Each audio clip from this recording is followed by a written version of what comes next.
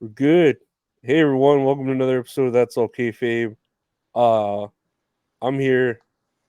I'm healing from a dog bite I suffered, but I'm fine. We were talking about dogs and how vicious they are and need to be put down. Nah, they're all right. But here's my buddy Gabe.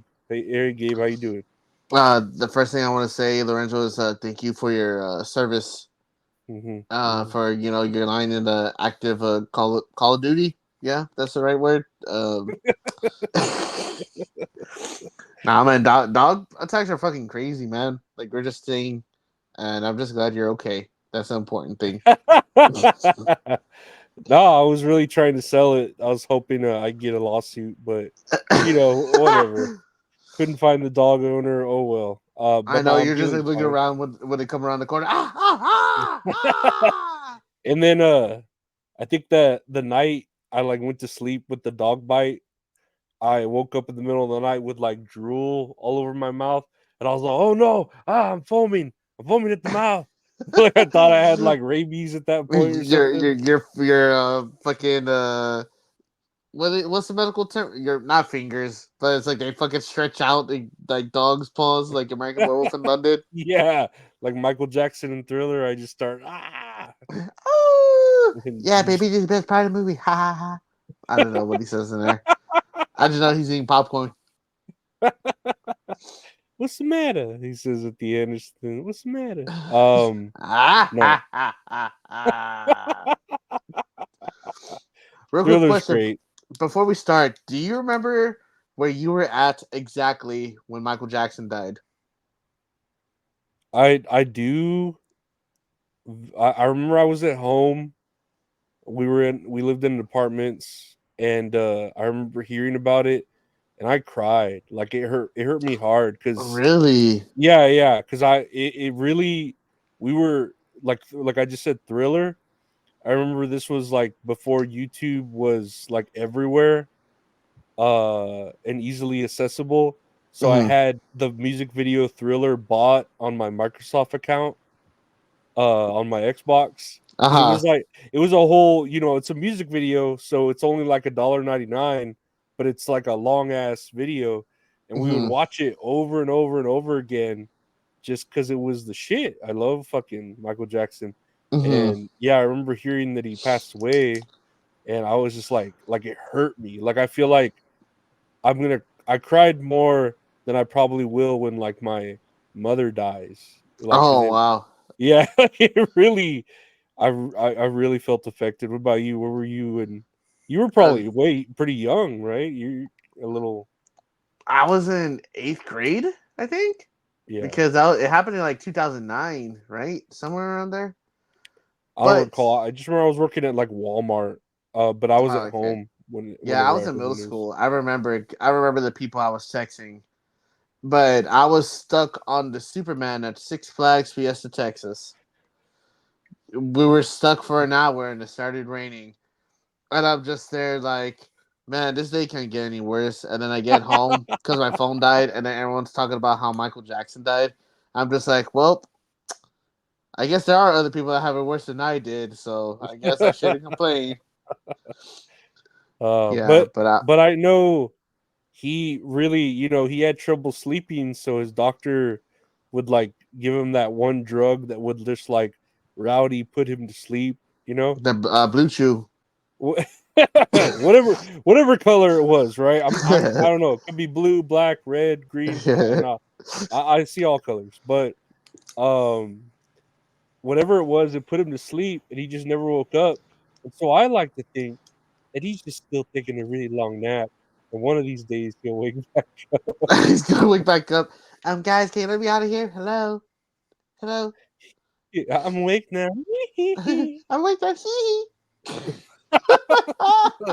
Stop it, you ignorant. God, No, ignorant. You're just ignorant.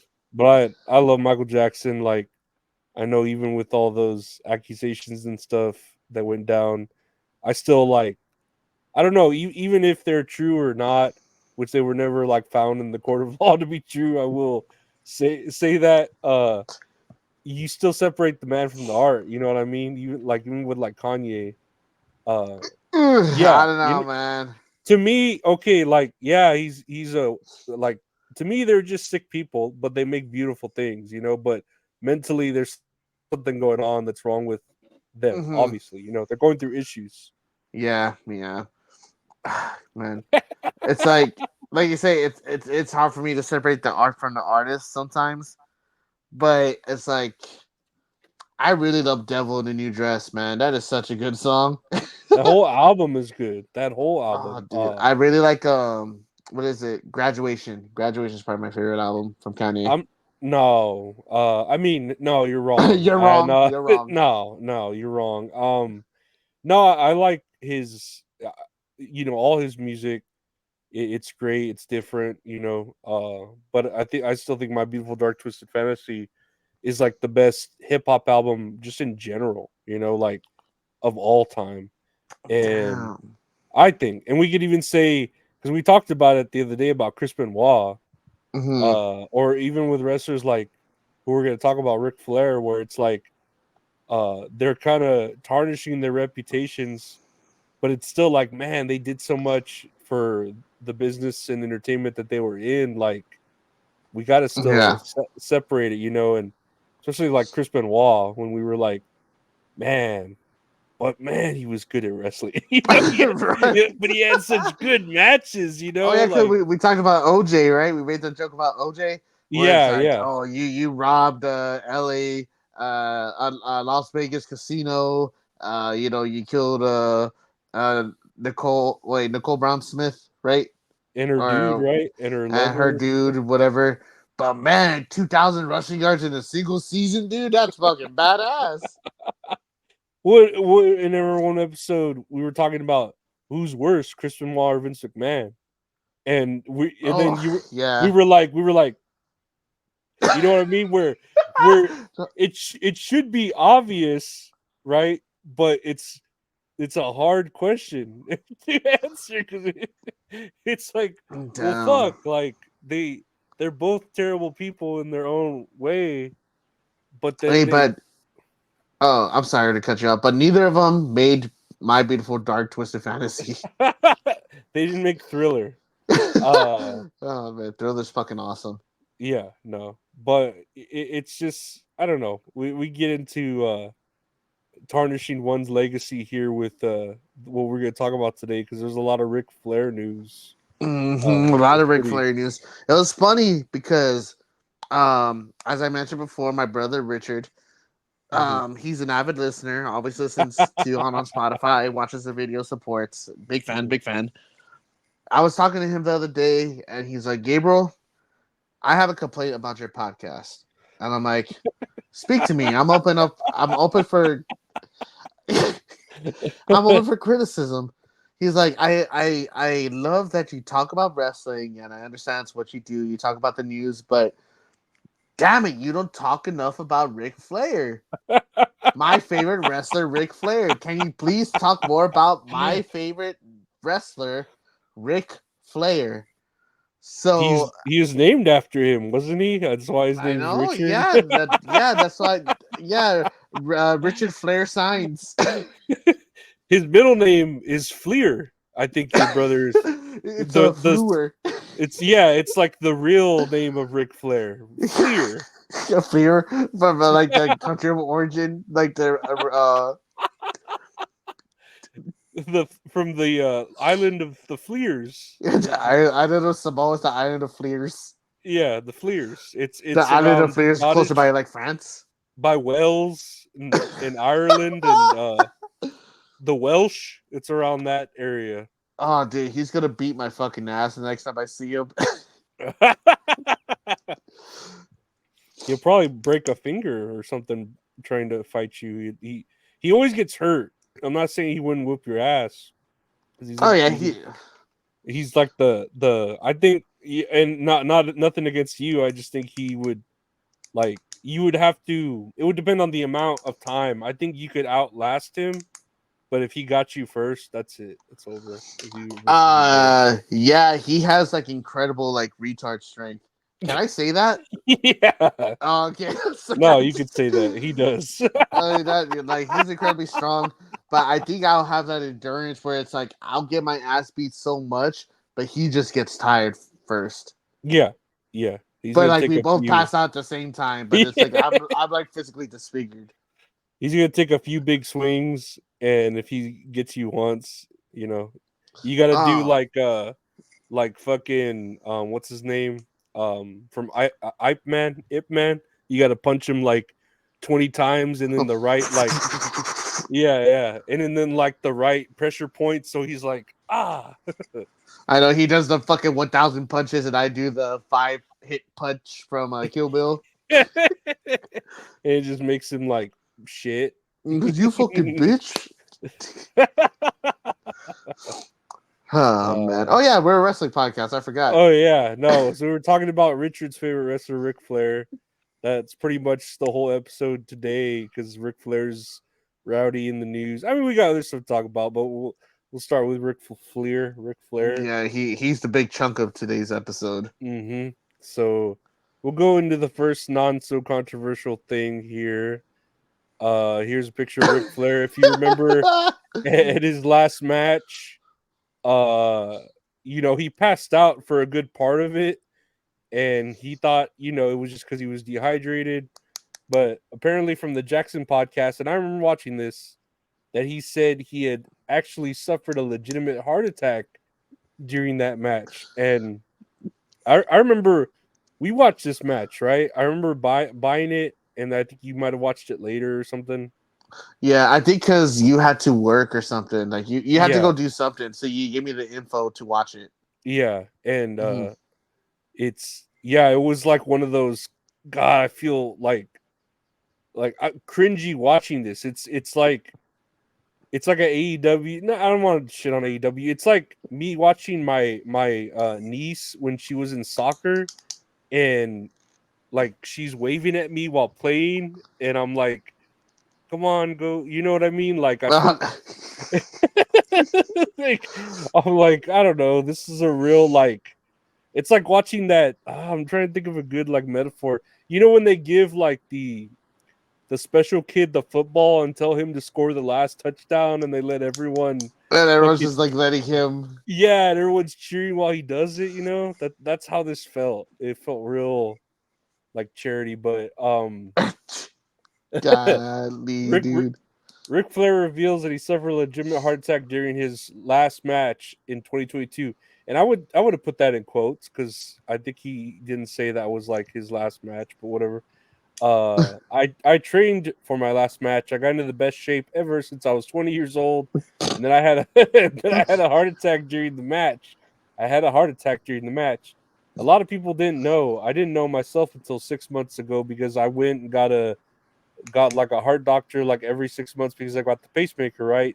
Put that on me when I was real sick, not because I had a problem with my heart, but because I couldn't get over the fact that my heart rate was so low that it was from all these hour-long matches and all that cardio. I used to do 500 free squats, 500 every day, 500 free squats, 500 push-ups every day. Um, or I would do the deck of cards.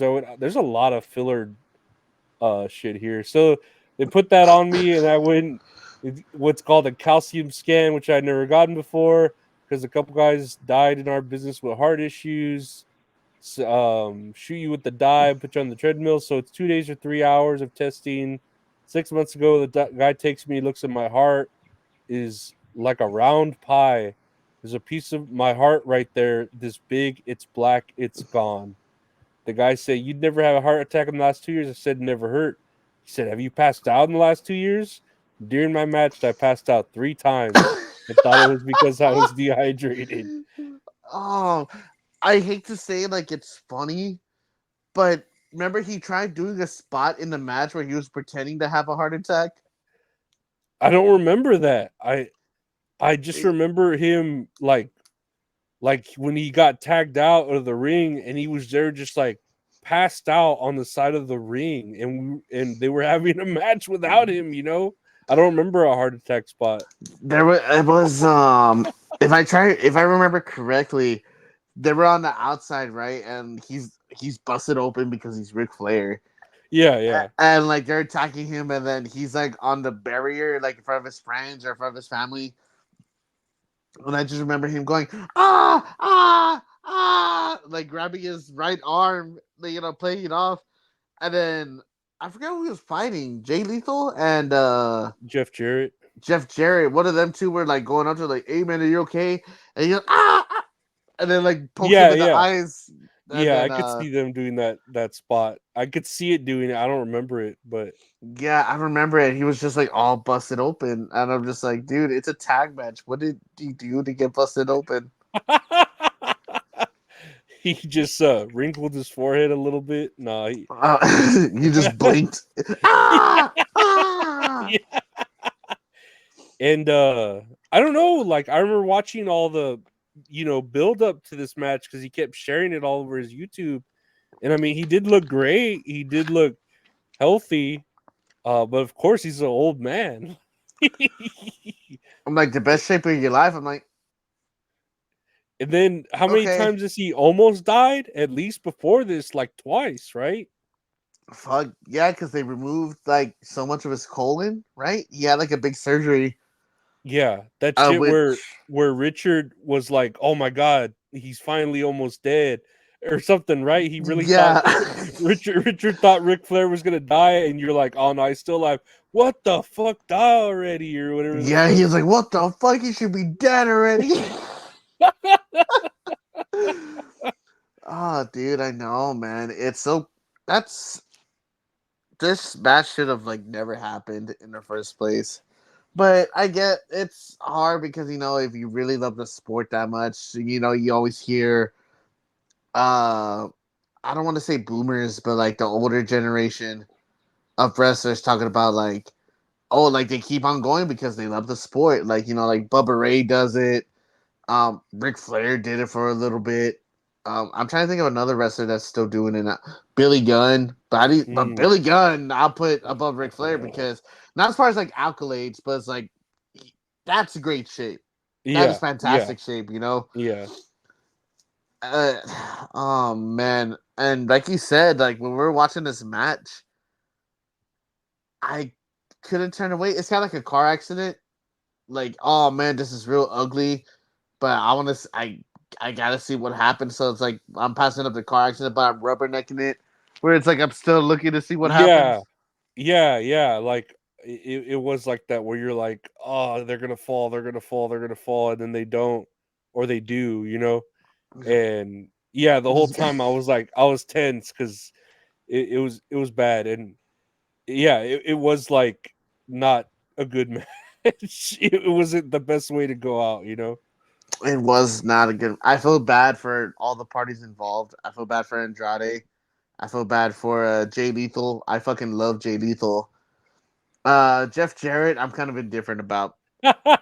Uh, I mean, they're all great workers. Like mhm, even Ric Flair, like for however old he was when he did this, I don't even mhm. remember, like 78 or 76 or something. I think Uh, 76. yeah, like he did all right for himself, but the fact is, like when he said he's dehydrated, we already know how his lifestyle is. He probably drank like crazy the night before. And Mm-hmm. that wasn't gonna help him either, and I don't know. It was I don't know. It was just like a train wreck, like you said, and uh I don't know. I It's didn't mean to bring up my phone. I was googling to see how old Ric Flair is. He's 75. oh, okay. So I guess when this match happened, what, 2 years ago? Was it really 2 years ago in 2022? Believe it. When he Yeah. said it, Me too. man, that was 2 years ago. That felt like longer. I don't know. No, it I feel feels like it was a about long right. time because I wanted to erase that shit from my mind. You know what I mean? And it sucks because it's like I don't want to really like what we were discussing earlier. Like Ric Flair, the wrestler, everything that he's done for the company, separating the art from the artist. Mhm. And I went to go look at his matches against like Ricky Steamboat. Like for the time, those matches were insane. They were incredible. Like for the '80s, you know what I mean? Mhm. Mhm. And like, cause they were that's the best shape I've ever seen him in. The long, poofy, like white blonde hair, like just Yeah, yeah. shining. And like, man, it just looks it's badass. Like talking about him, like, and it's crazy to think. Like, I still thought Ric Flair was badass when he had like the 2002 run up until he retired, or his last match in WWE. Let me say that. And even then, it's like, even though he was old, like he could still go at it, you know. But Hmm. at this point, it's like he's just holding on a little too long, and it's like it's sad to see. No, it really is. Like I feel like you got to know when to like either slow down or just stop altogether. Kind of like the Undertaker. You know, he's the one of the people that did it right. I feel like DDP uh did it right too. You know, like slow down. Yeah, they'll go in and Mhm. do like a special thing every now and then. Maybe take a random, not a bump, but like do like DDP will do a fucking diamond cutter or Diamond fucking Cutter. bang So, I was up, just up, bang. Diamond or upside down his pussy. it's Illuminati. No, it's the mind's eye, the Man, we, whispering we eye. we we talk about DDP and like how you say like he did it right by like retiring, whatever, just doing his thing. I wish Shawn Michaels was in that same group, man. I really wish, because that last match fucking sucked. Was that It the one breaks. with Kane and Undertaker and Saudi? Yeah, and Triple H, Yeah. where Triple H tore his pec. See, but I can't argue with that because that was Saudi money. You know what I mean? Yeah, Like yeah. But to an extent, I'm just like, you went off on such a high note, and I wish it would have stayed that way. And same thing with, well, I don't know. Undertaker's different because it's like, he lost at WrestleMania 30, and like, what was his last WrestleMania match? was it the Against AJ AJ Styles? Styles. The AJ Yeah, Styles one? Yeah. yeah, that was a pretty good one to go off on. I Yeah, enjoyed that. that was an interesting thing because of the COVID and all that bullshit, but at least he went out like a better way than like Roman Reigns or Brock Lesnar or whatever, you know. Ooh, who? Yeah, there's another separating the man from the art, right? um, Uh, Golly, shit, I forgot about him. he didn't even do anything. Nah, he did, but he didn't. He just had to pee, man. We all gotta pee somewhere. I know. And The Rock chooses bottles. You know, like we all then gotta. Brock Lesnar chooses to pee on women, right? Was that Yeah, the thing? yeah. No, we all have our quirks. I think. The silly little things, just girly things. It, But go ahead, go ahead. yeah, moving on with Ric Flair. Just besides this, if you felt bad for him, that might change because we're going to his recent controversy where he was at I guess, a pizza restaurant, right? And he was giving shit to the wait staff there, the management, and from the story I read and was hearing, someone was taking too long in the bathroom. If it was like kitchen staff or something, Ric Flair was getting I, all pissed about it. I saw his quote. I didn't look too much into the story, but for what I know is that they cut him off, like, from drinking, because every restaurant has the right to do that. Yeah. I don't know. I didn't get to look too much into the story because after seeing this video, audio listeners were showing the video. Ric Flair just being an asshole at the restaurant.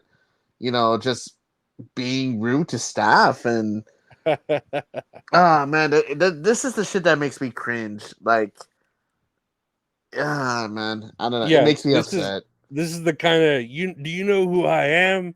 Do you know? And the guy's like, I don't care, but we'll play Yeah. it real quick. But from what the initial story, from what I've heard from different reports, is that either Ric Flair was in the restroom and the kitchen staff got mad at him, or it was the other way around, where the kitchen staff, the guy was taking too long in the bathroom and Ric Flair didn't like it.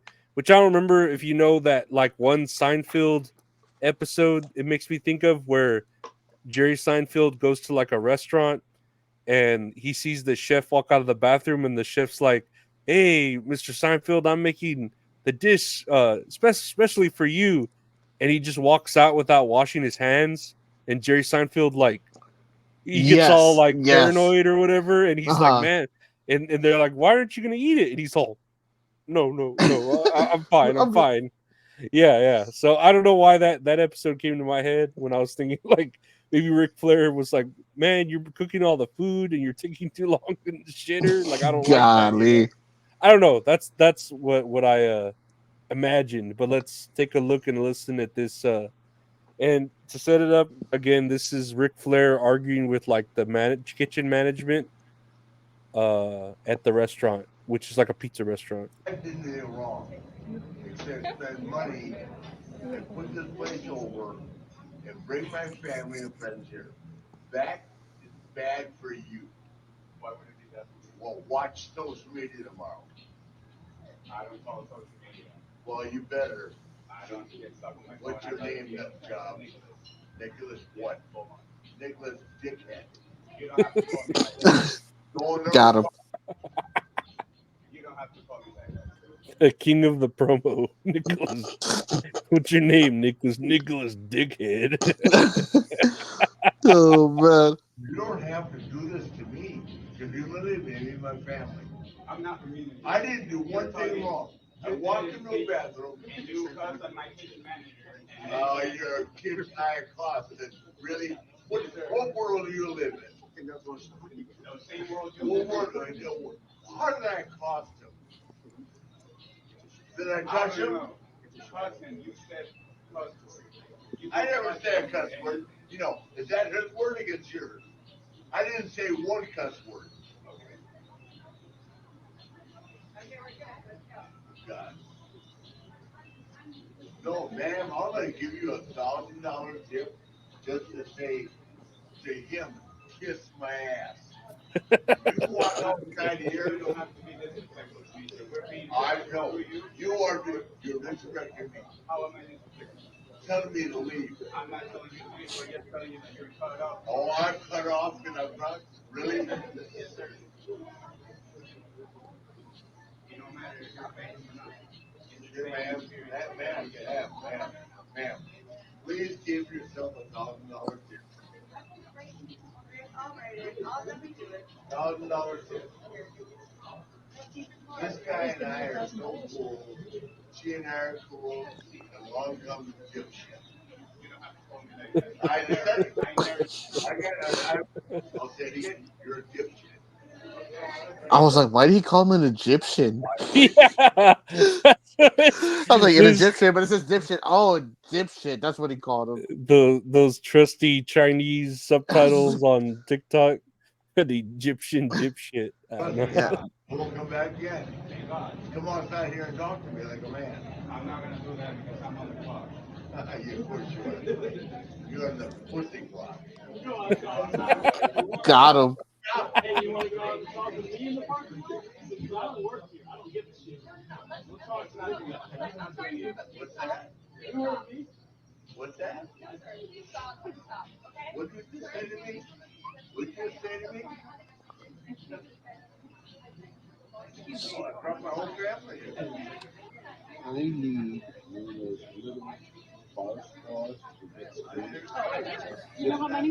Just one. I'm not mad. That's no reason. You called him an Egyptian. I don't. And then like for that dude, oh, I don't work here. I'll go outside with you. And it's just like, dude, like, why are you inserting yourself And into I guess this? he's trying. I guess I was thinking the same thing, but I guess it's like I understand where that dude's coming from because I guess he was trying to like defend the coworkers or like the workers there. Yeah, You know, because from working retail or like in a grocery store before dealing with stupid idiots like that. You know what I mean? And well, it's like, oh, go ahead. but he's like white knighting. I feel like where I'll go outside. It's like, dude, it's an old man. He's drunk. Like I would just like, dude, get out of here. Like, come on. I Let's just go wouldn't for a say, picture. yeah. I'll take you outside. Oh man, you're Ric Flair. Let me get a picture. It's better lighting out here. Real quick, I was trying to look up to see what had happened. This is from WCJB.com, which is ABC 20. There's nothing much said on like what was happening. It says officers say they are investigating the reports of harassment. However, they say, quote, no direct threats, unquote, have been made. Last Saturday, the Nature Boy attended the Piesano's location on West University Avenue while in Gainesville to celebrate the graduation at the University of Florida. Flair was asked to leave after being cut off at the bar during an argument with the manager. The rest of them blasted the restaurant on multiple social media sites. He claimed he was disrespected after spending $1,500 at the business.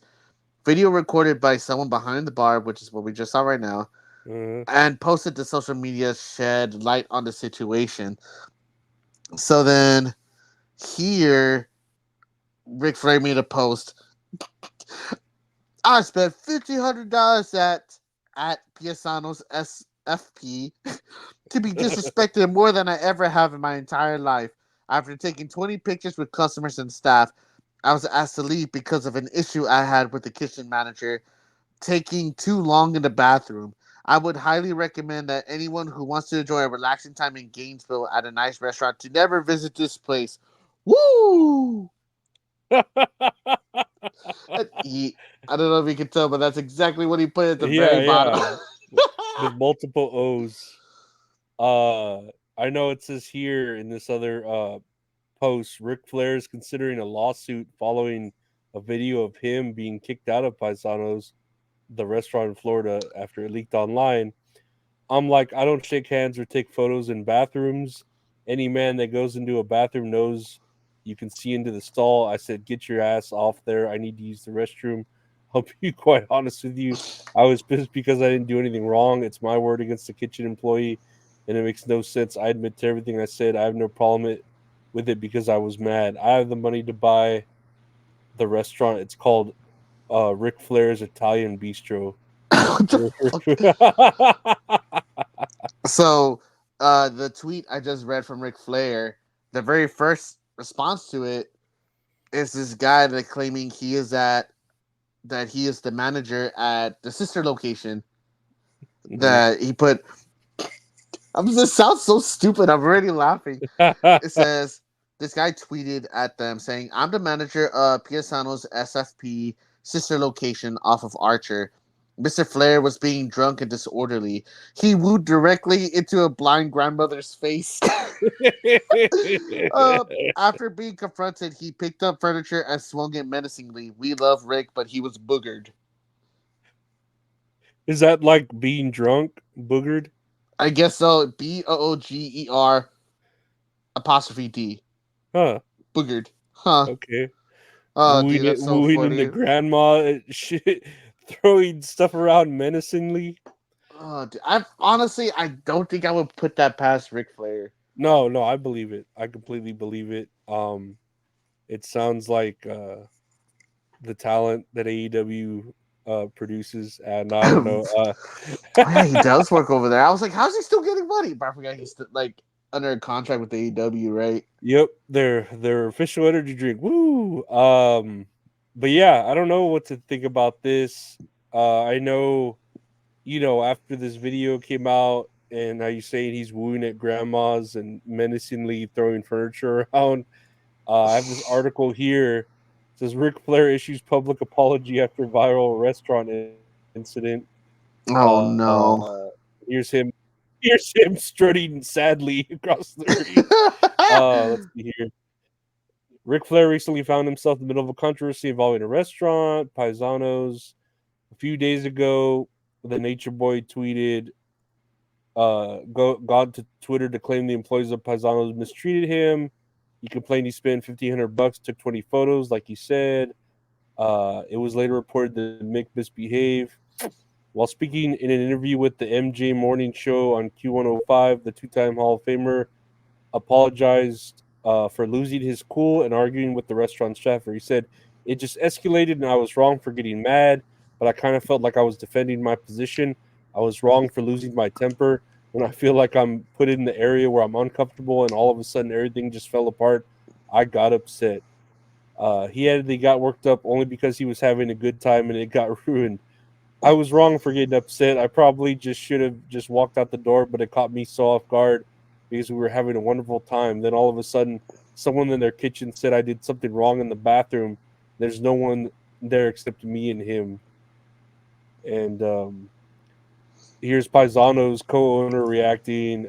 We have reviewed the video of the incident that took place recently at our restaurant. It is clear our team worked professionally to ensure the safety of guests and staff. We have thanked our team for their professionalism. We are proud of how they've responded to the situation and using and displaying our team values. Yeah, so this is a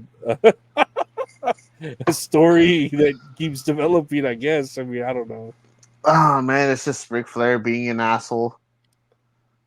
Like, Yeah. man, I had a a friend that I went to college with that used to work at some steakhouse downtown, and there was a convention going on. I believe like some like celebrity Comic Con where they had, I think it was at the Freeman or at the convention center, and that Ric Flair showed up with a bunch of other wrestlers supposedly, because I guess that was like the theme WWE at the time.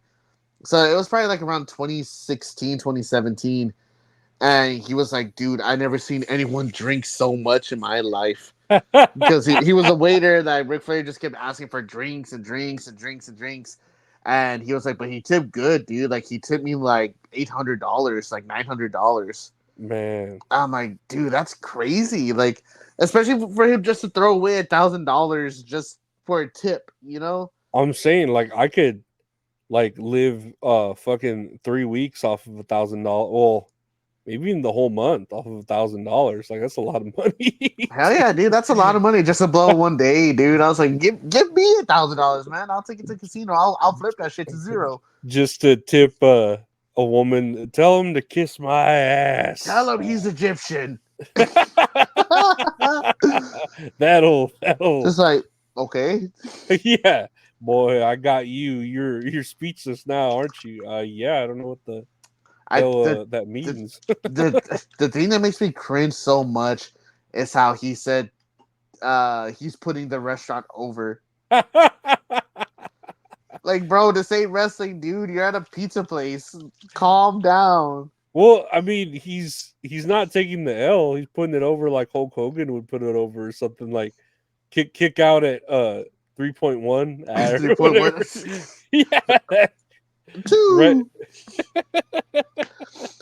Do you remember seeing the video? I don't remember who it was, but they were interviewing Hulk Hogan, and Hulk Hogan's talking about Ric Flair, that he tried being sober after one of his surgeries. Do you remember? Mm-mm. That after one of his surgeries, Ric Flair's surgeries, the doctors told him, like, hey, you need to calm down on your drinking. And so Ric Flair tried it. I don't know how long he tried it for. I think he said a month.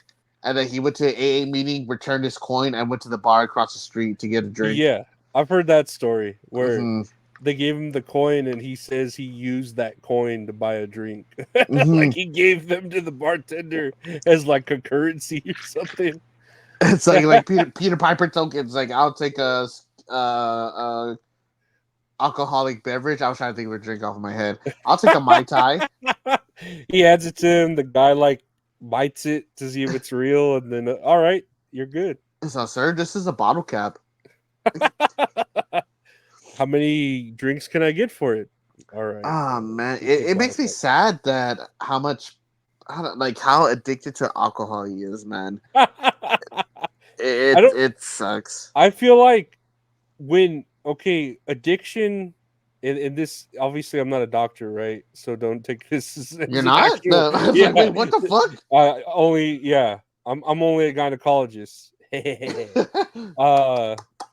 a backstreet gynecologist. All right, sir. The doctor will be with you in 10 minutes. That's what my business card says. That I got printed myself. But like, I feel like you're only an addict in the sense of alcohol and drugs if you can't afford it.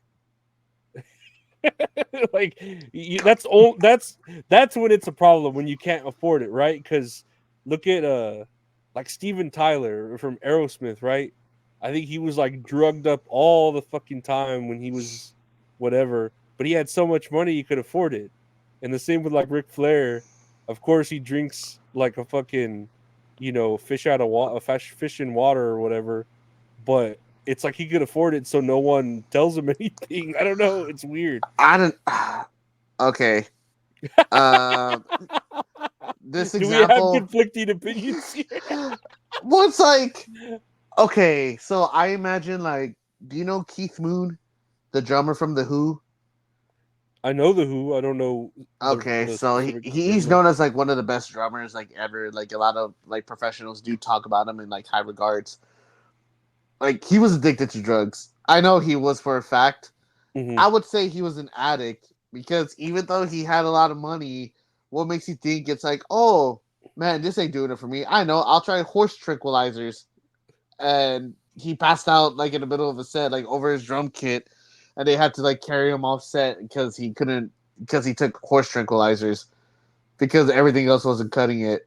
If it gets to a point where you have to do that shit, I think yeah, that like money has nothing to do with it. You know what I mean?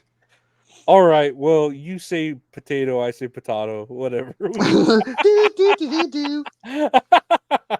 I think it all depends on the color of their skin, and not all depends on the person or but Oh man. it's always good to see Ric Flair stay relevant in his way. So God bless him. Do you Um, remember I don't know why this popped in my head. Um I remember they were having John Cena versus Seth Rollins, like the when Seth Rollins became a double champion. Do you remember when John Stewart came in and he fucked up the match? no, I know vaguely what you're talking about, but I don't know. I don't Okay, remember that. so the thing was John Cena was in the middle of his like US championship run, like the open challenges, one of the best things about wrestling in the past like decade.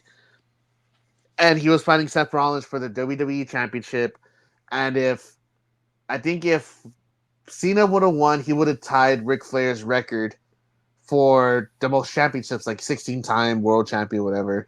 Yeah, And then John Stewart, because I think he was like the host of it, of yeah, SummerSlam, yeah. comes in and, hits Cena with the chair. Then Rollins becomes a double champion. Then the next day, John Stewart comes out. Was it John Stewart? Yes, yes, yes. He's talking how the reason why he did it is because he didn't want John Cena to beat Ric Flair's record because Ric Flair is like the greatest of all time, the whole spiel. Hmm. Ric Flair comes out. I'm pretty sure he's fucked up out of his mind already. And it's so funny because John Stewart's trying to tell Ric Flair, like, oh, the reason why I did this is because ABC, so that led to XYZ. But when he's trying to explain himself, Ric Flair's just there like, no, no, nuh-uh, no, nuh-uh, nope, nope, you're wrong, wrong. Kind of like, but just like he wouldn't let him talk, dude. Like, and it was one of the funniest fucking things I've seen because he's like, no, but you have to, nope, you're wrong. John Cena deserves it. Nope, like just kept fucking It's so interrupting John weird. Stewart. It was Uh-huh. weird, dude. Oh my! The more I realize I talk about it, I feel like it's a fever dream.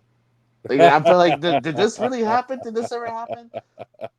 That was 9 years ago. I think that was like 2015. That's Uh-huh. crazy. That Oh was when he man, was in his prime, Ric yeah. Flair. When he was 65. Yeah. Uh, I tell you, pre-COVID, and I don't know. Man, no vaccines, man. That's what I, they did. Look, this picture is before the vaccine. The other one's after the vaccine.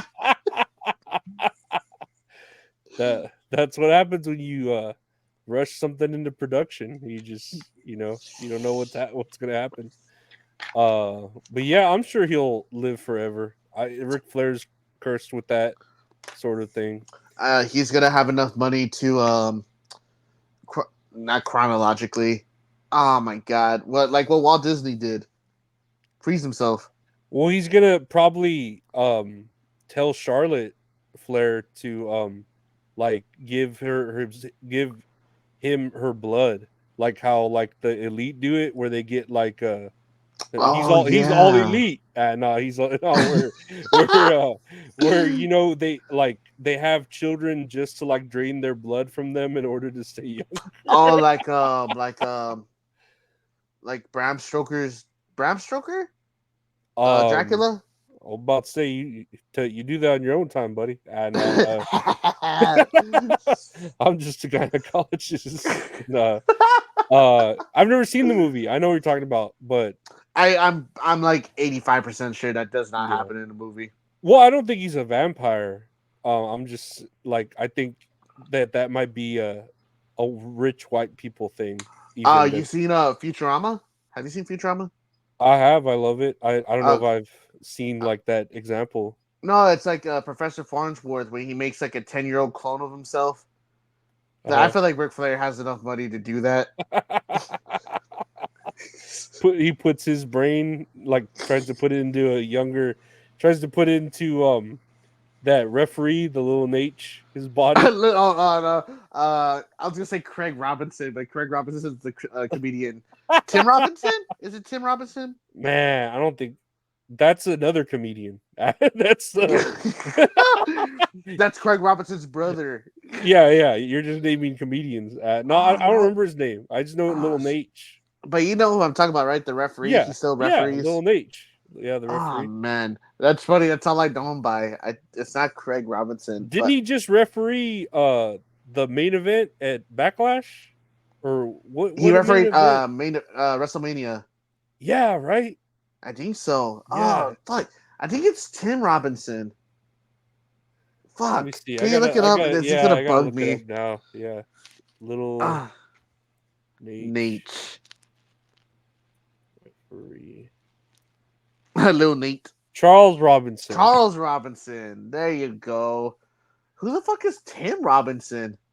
I think he's that one from that like meme. I know, yeah, from that comedian. Oh, That's I think you should leave. There yeah, you yeah, yeah. go. I was all, you're just naming comedians now. Dude, I was like, why does that sound familiar? And Craig Robinson's the other comedian. Yeah, the Okay. black dude from This Is the End or The Office. I don't know. Yeah, from both. Yeah, you're right. Yeah, he's pretty. He from the Pizza Hut commercials. Oh, dude, I love Craig Robinson so much. He is fucking funny. He's funny. Oh man, it's like I like. Looks like we got ourselves a hot tub time machine. Such a weird movie, but it works. Yeah, I'll take what I could get. That got a sequel. So after after this whole Ric Flair debacle, we've already kind of like untangled it. That was pretty much it. I wanted to just see for the hell of it. Do you remember that he put out a cryptocurrency, Wooooo coin, Yes. with 5 O's specifically? So I went to crypto.com and let's look at since its inception. So here oh wait, hold on. I'm trying to see how you could see this. Let me zoom out. I see all the way up to April 29. Oh yeah. Okay, that's exactly what I saw. So if you look here, right? Here's the inception of it where it's in the middle of the graph, right? Mm-hmm. And then, whatever, so many when was this? January whatever, 8th. And then you go here and at its highest, March 5th, it's pretty high up there, right? And coincidentally enough, when you go to right after this incident on May 10th, it is literally at the lowest it's ever been. So That is fucking crazy. like I don't know if anyone's reporting on this. I feel like I'm the only one that I was like, let me go check on Breaking news. Yeah, let me check on WooCoin because I feel like the fucking fish from SpongeBob. Breaking news.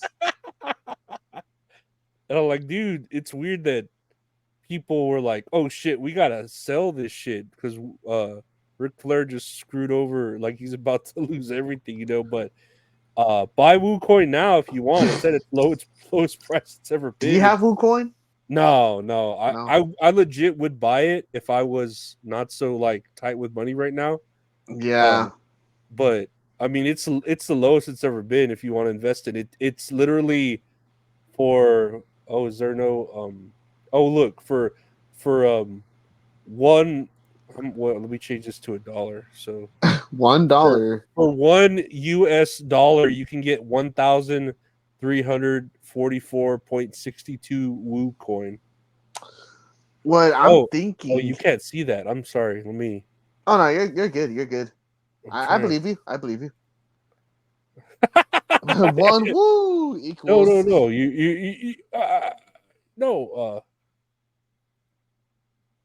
No, I Let's gotta see. zoom in. There you go. And then just move it on over. God Because damn. now you're good. I'll take your word for it. I'll take your word Okay. for it. Well, take my word for it. That's So I'm trying to there you go, right there. understand. There you go.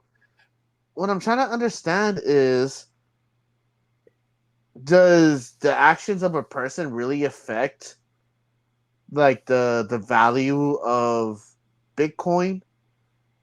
Well, So it's almost like stock, right? Because uh like it's essentially stock because you're buying value, not actual like money, but value. You know what I mean? It's almost like stock, basically Bitcoin. I guess if hmm you think about it. like, I'm trying to. It's man, dude. Stocks are weird, man. Yeah, because And I know more recently when the dude, and this was weird just because when the dude, the company Hims, like that underwear and stuff. yes. So when he came out and said that he felt the university students were doing the right thing with their protests in for helping Palestine, the Mhm. stock dropped rowdy. Like, Really? yeah, like suddenly people were like, "Oh no, fuck this company," and so they start selling it, and it starts fucking up the company. Is Palestine the bad one? I'm sorry. Like whoever's listening, I don't mean to offend. No, Oh, go I'm ahead. laughing because I believe it is right, but of Uh course huh. it all depends on your beliefs, right? Yeah. Not saying I'm a political analyst. I'm just a gynecologist. So I'm not one to take, but they are kind of like the heels compared to the baby faces that are Israel. So Can you explain this in Fortnite terms? yeah. Yeah, So because I just don't. I try not to watch the news too much. I feel like to not get offended easy, don't watch the news. yeah, But it's like, Palestine's just kind of like not fighting fair. I mean, and we're not saying war is fair, right? mhm. Obviously it isn't, but they're not. They're kind of fighting dirty when it comes Oh, to. like the bloodline. Yeah, Oh, exactly. okay, that makes sense. Okay, Exactly. but the thing Exactly. is, but am I booing the character or am I booing them as a performer? Because as a performer, I think Palestine's pretty great. No, Ah! no, it's the other way around. We don't hate them because of the character. We hate them because they're actually savages. But It's just bad. it's whatever. That's a whole nother situation. But yeah, man, it's like I try to understand about the stocks. Like, so like Ric Flair, he created WooCoin, but is it falling in price because everything he's doing outside, like his how do you say, like the publicity he's getting, or is it just because a lot of people aren't purchasing WooCoin? Because I know, like you see with stocks, like it's constantly like rising up or going low. I used to have stocks in what was it, American Airlines? Because I Mhm. know, like at the time, like with GameStop, people were talking about American Airlines, and it was just going up. And I just don't know what was making that go up or down. I think it's when more people buy it and are holding on to it, it becomes valuable, Uh you know? huh. And when there's more available to buy when people sell it, then it becomes lower. I again, yeah, I'm not like the analyst on that, but I feel like it's with stock too. When more people put money into it, like actual money, Mm-hmm. USD, it becomes more valuable. And but if all people were to sell it all at the same time, it would like fuck it up, and that's Yeah. where I feel like a lot of people did, because maybe they thought, oh shit, this is gonna like fuck with the coin, because Ric Flair is making himself look bad. So I need to get out of it now I need to sell it before it goes any lower.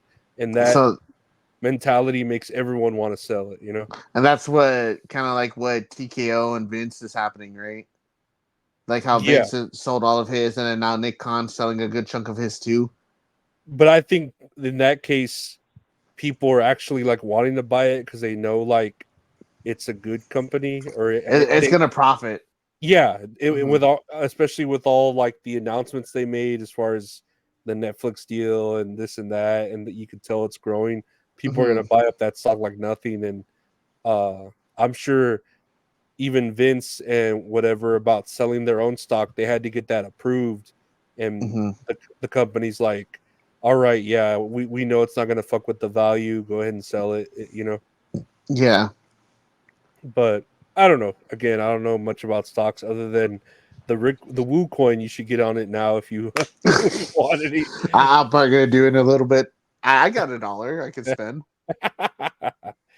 But speaking of other legends here, we have news that Jerry the King Lawler, is no longer with WWE as the company quietly declined to renew his contract, thus ending a relationship between the two that began back in late 1992.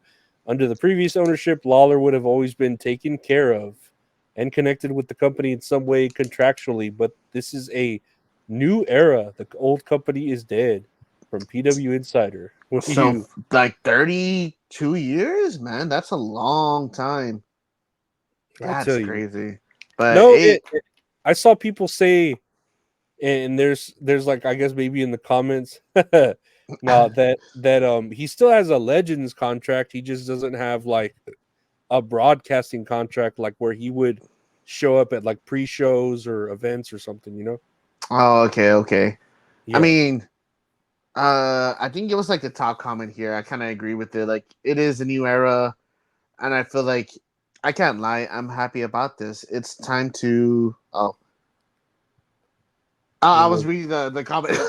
Oh. I'm sorry. Yeah, that first one you have just passed, but um, it was saying, yeah, that one right there. It says, I can't lie. I'm happy about this. It's time to move on from certain acts and people, and Jerry is one of those. Yeah, and I understand he's trying to be like the comedic type, but a lot of his jokes just don't land anymore. And it's a totally different time from being like sexist and dropping F bombs and The just a different puppies. era. Yeah, about puppies and everything. Puppies. I think we're perfect for that, but I'm a sexist gynecologist, and I I still think he's funny. I know whenever he'd be on commentary, he'd say something like old school, and Uh-huh. I can't think of one of the things he would say, but they always funny to me. But of course, they're very like insulting. They are like Uh-huh. they have some sort of either racial tones or something that could be very offensive when he does say it. Yeah. Or like I forgot what I was watching.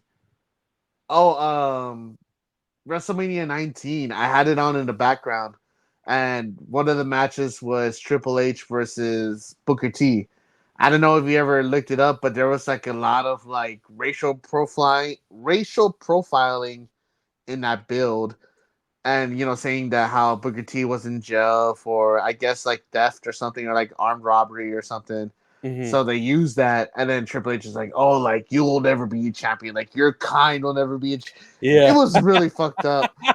But I remember, like, I'm washing dishes, and it's the King and Jr. like doing commentary, and I just hear, "You think he learned that move in prison, Jr.?"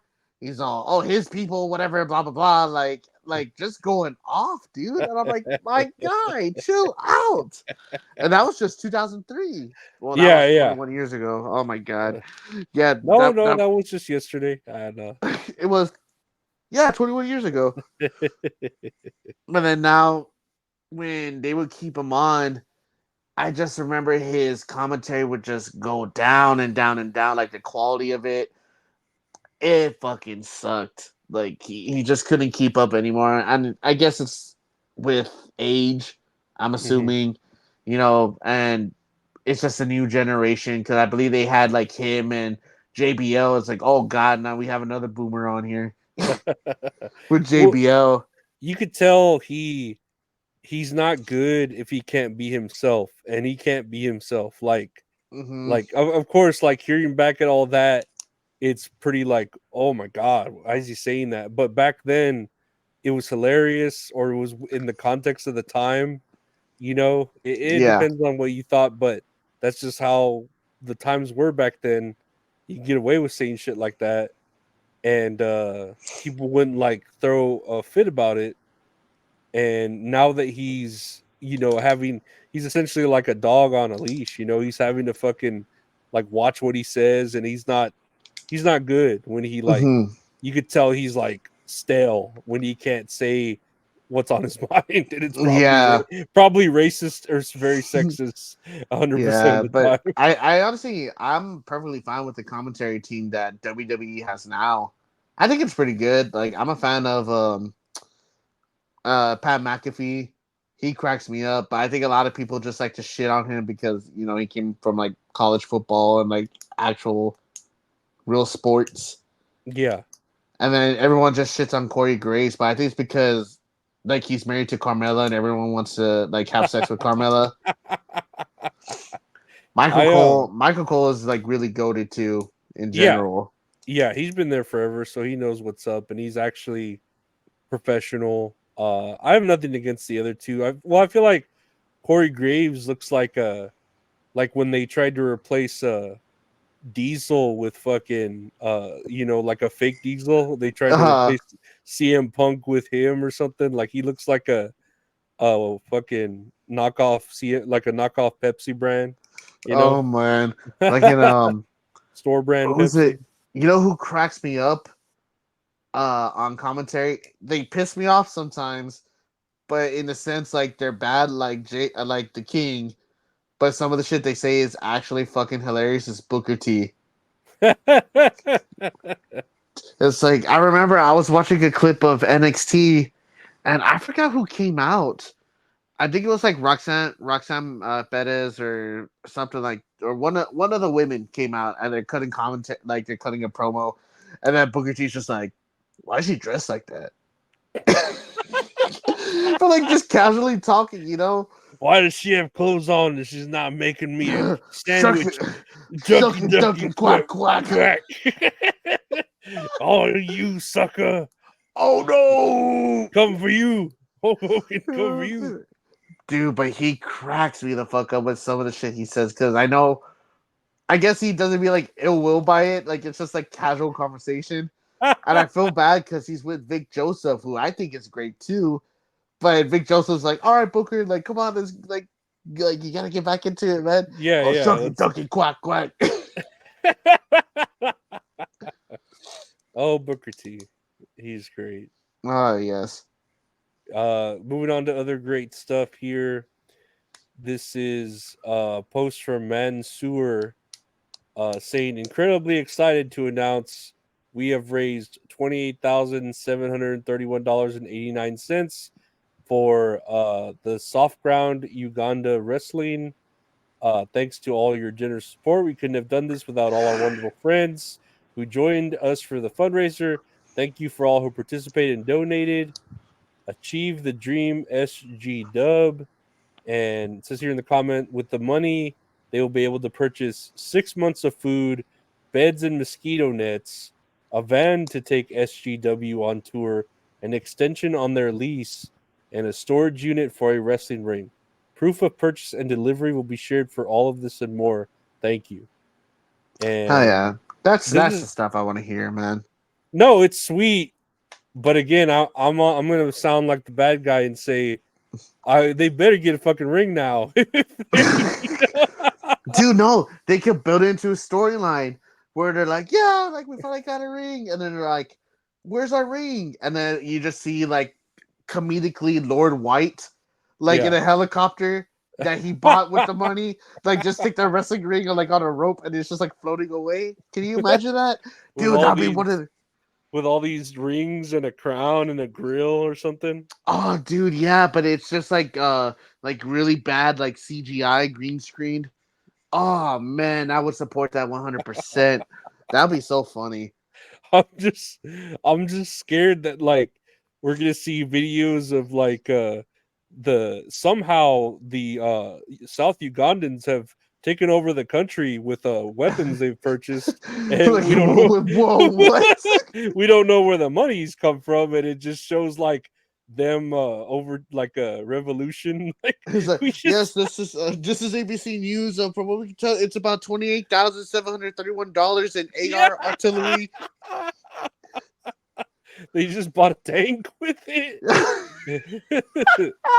And for some It's just reason, SG Dub. yeah, some reason, the we saw the leader. He's holding the leader in a guillotine choke, and he says he's gonna chop him across the chest until all his demands are met. You just see like one of them crawl out of the tank and they just do a fucking swanton off of it. I don't know. I told you, I'm pretty sure they've raised a lot of money before this on like with that 3,000 that fucking Osprey sent, and I feel like the American dollar would be worth way more over there in the Ugandan world. So What is the US dollar ratio to the currency for Uganda? maybe it's like the Woo coin. What currency does Uganda use? The Uganda shilling, and Uganda currency to To USD. USD. So what if I do $1 here? See, so $1 is 3,785 Uganda shilling. Huh. But like it makes it's like I don't want to say anything. I sounded like huh, that's a lot of Yeah, money. like yeah, no, I get what you're saying, because you don't know what, like in pesos. Oh, it's 2,000 pesos. So that's just like, Like yen. It's like yen. It's yeah, like thousands of yen, but that equals to like $80 or something yeah, like that. yeah. So I don't know. Yeah, I can't. It just kind of like it makes me laugh how it kind of furthers my conspiracy even more. Right, your tinfoil hat conspiracy. Yeah. But I'm trying to look at all these faces. I know that's what's his name? Zap, whatever, Mr. Zap. I don't know what his name is, the top left corner. He does the reaction videos in the highlighted yellow. Oh, I don't know. He always pops up on my TikTok. That's great for him. I see Joe Hendry. I love Joe Hendry. Is he I that believe good? in Joe Hendry. Is he He's that good? he's fucking funny. He cracks me Okay. up. Now he's a good wrestler, Uh-huh. but his comedy is top notch, man. And I'm always singing Joe Hendry's song like while Yeah, I'm at work too. because I keep seeing like a buzz about him on my Twitter, and stuff like that. What is he in right now? TNA? TNA. Yeah, and I don't want it makes me not want to watch it. All the buzz, where I'm like, For real? you know what I mean? Where I see it, you see it so much where you're like, man, I don't want to click on that. Like, I No, don't that know. makes sense. I feel the same way about like certain movies. Like you Yeah, were like, oh, you gotta watch this movie. You know what? Now I'm not gonna watch that movie. that's how I feel with him. I'm like, everyone's talking about. I'm like, I don't want to, like whatever. And Oh no, oh I love yeah, Joe my Hendry, song, man. this and that. But I don't know. And then Like there's what Sean Ross Sapp with his ugly face. I don't know. Sean Ross Sapp, Maven's there, Evil Uno, and I think I don't. Oh no, I might be wrong. I was trying to think of the bald guy with the beard on the other left side. I thought that was what's his name? The from the Dark Order. Here's a short one that's really buff. Oh, I know what you're talking about. I don't remember his name, but I know what you're talking about. Ah, man, I don't remember. That looks like Swerve at the bottom. I might be wrong, but I know that other one is. That I think that's is. Brian Myers. And then there's just an empty chair here for some reason. It's just Nah, but honestly, that's great. I love hearing news about them achieving goals. Like I do want them to succeed. But don't you think it'll be funny? Like, what if they get a wrestling ring and they're like, "Man, this sucks," and they just go back to wrestling on the ground instead? I hope they get a ring. I want to be wrong. I feel like because their whole gimmick it's soft ground wrestling, so Uh huh. they wrestle on the soft ground. Like that's that. I feel like that's the whole gimmick. So for them to say, "Oh, well, we were trying to afford a ring," and it's like, "Okay, we can't because it's a lot of money," and it's like, "Okay, well, here's the money. You have a ring now." Well, we like the soft ground, or we prefer. Well, why are we saying that? Like the whole. I don't know. What if it turns out like they were like, "Oh, we weren't saying we wanted a ring. Y'all said we wanted a ring." You know? Yeah, I don't know. I mean, it's cool. I'm glad they have a sort of list here of what they are going to purchase, but I feel like I want to see a ring, at least a ring. Like Huh. yeah, Nah, that's gonna be. I'm excited. I'm happy for them. But like you said, I really like. I do want them to see it. I do want to see a ring. I yeah, do want to see something come out of this instead of like say like, "Oh, we raised money," and then you don't see anything like what happened with the money. Like with yeah, Will Ospreay's money, he donated the $2,000 or $3,000, I think. 3,000. Yeah, And I'm just like, I wonder how much a ring cost. I I feel like that would be enough even here in America to make a decent ring, or I at think, least like a handmade. I don't know. yeah, because I think we looked it up last episode or a couple of episodes ago. I think it was like about 2,000, Yeah, I like don't for a think ring. I don't think it costs much, but then again, like I said, I don't know. I feel like other people had given too before then. Yeah, maybe it's like also like the process of getting materials over there.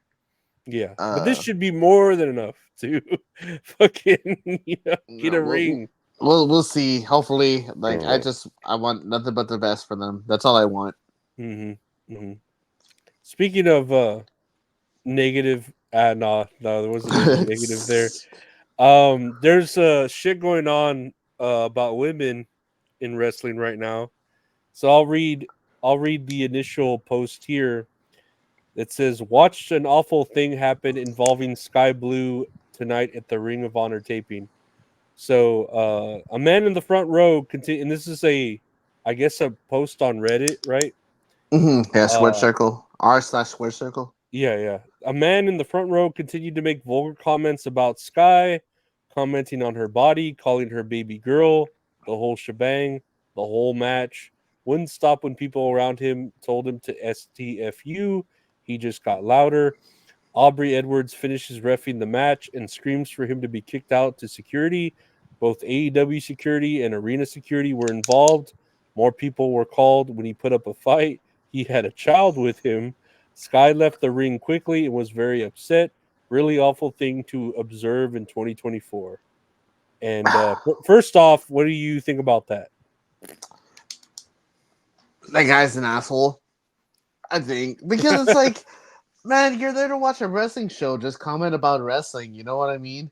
If I feel like this is gonna make me sound like a snowflake, or whatever, but it's like you got porn you can jack off to, and you're setting.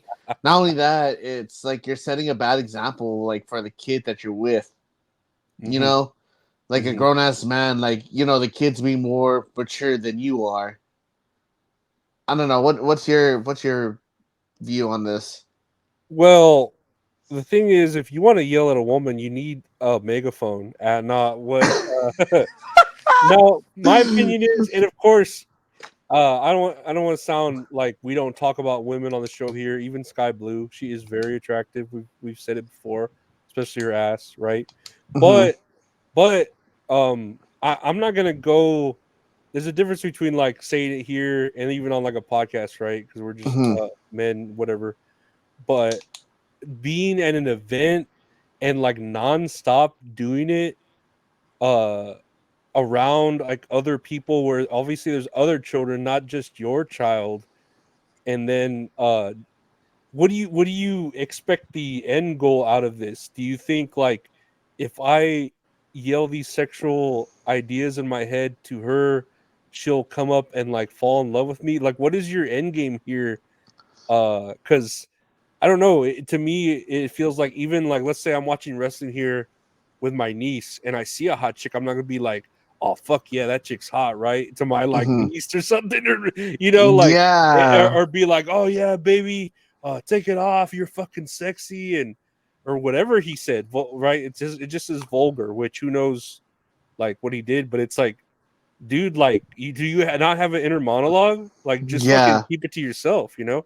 But it's crazy because there's people out there that are like that, man.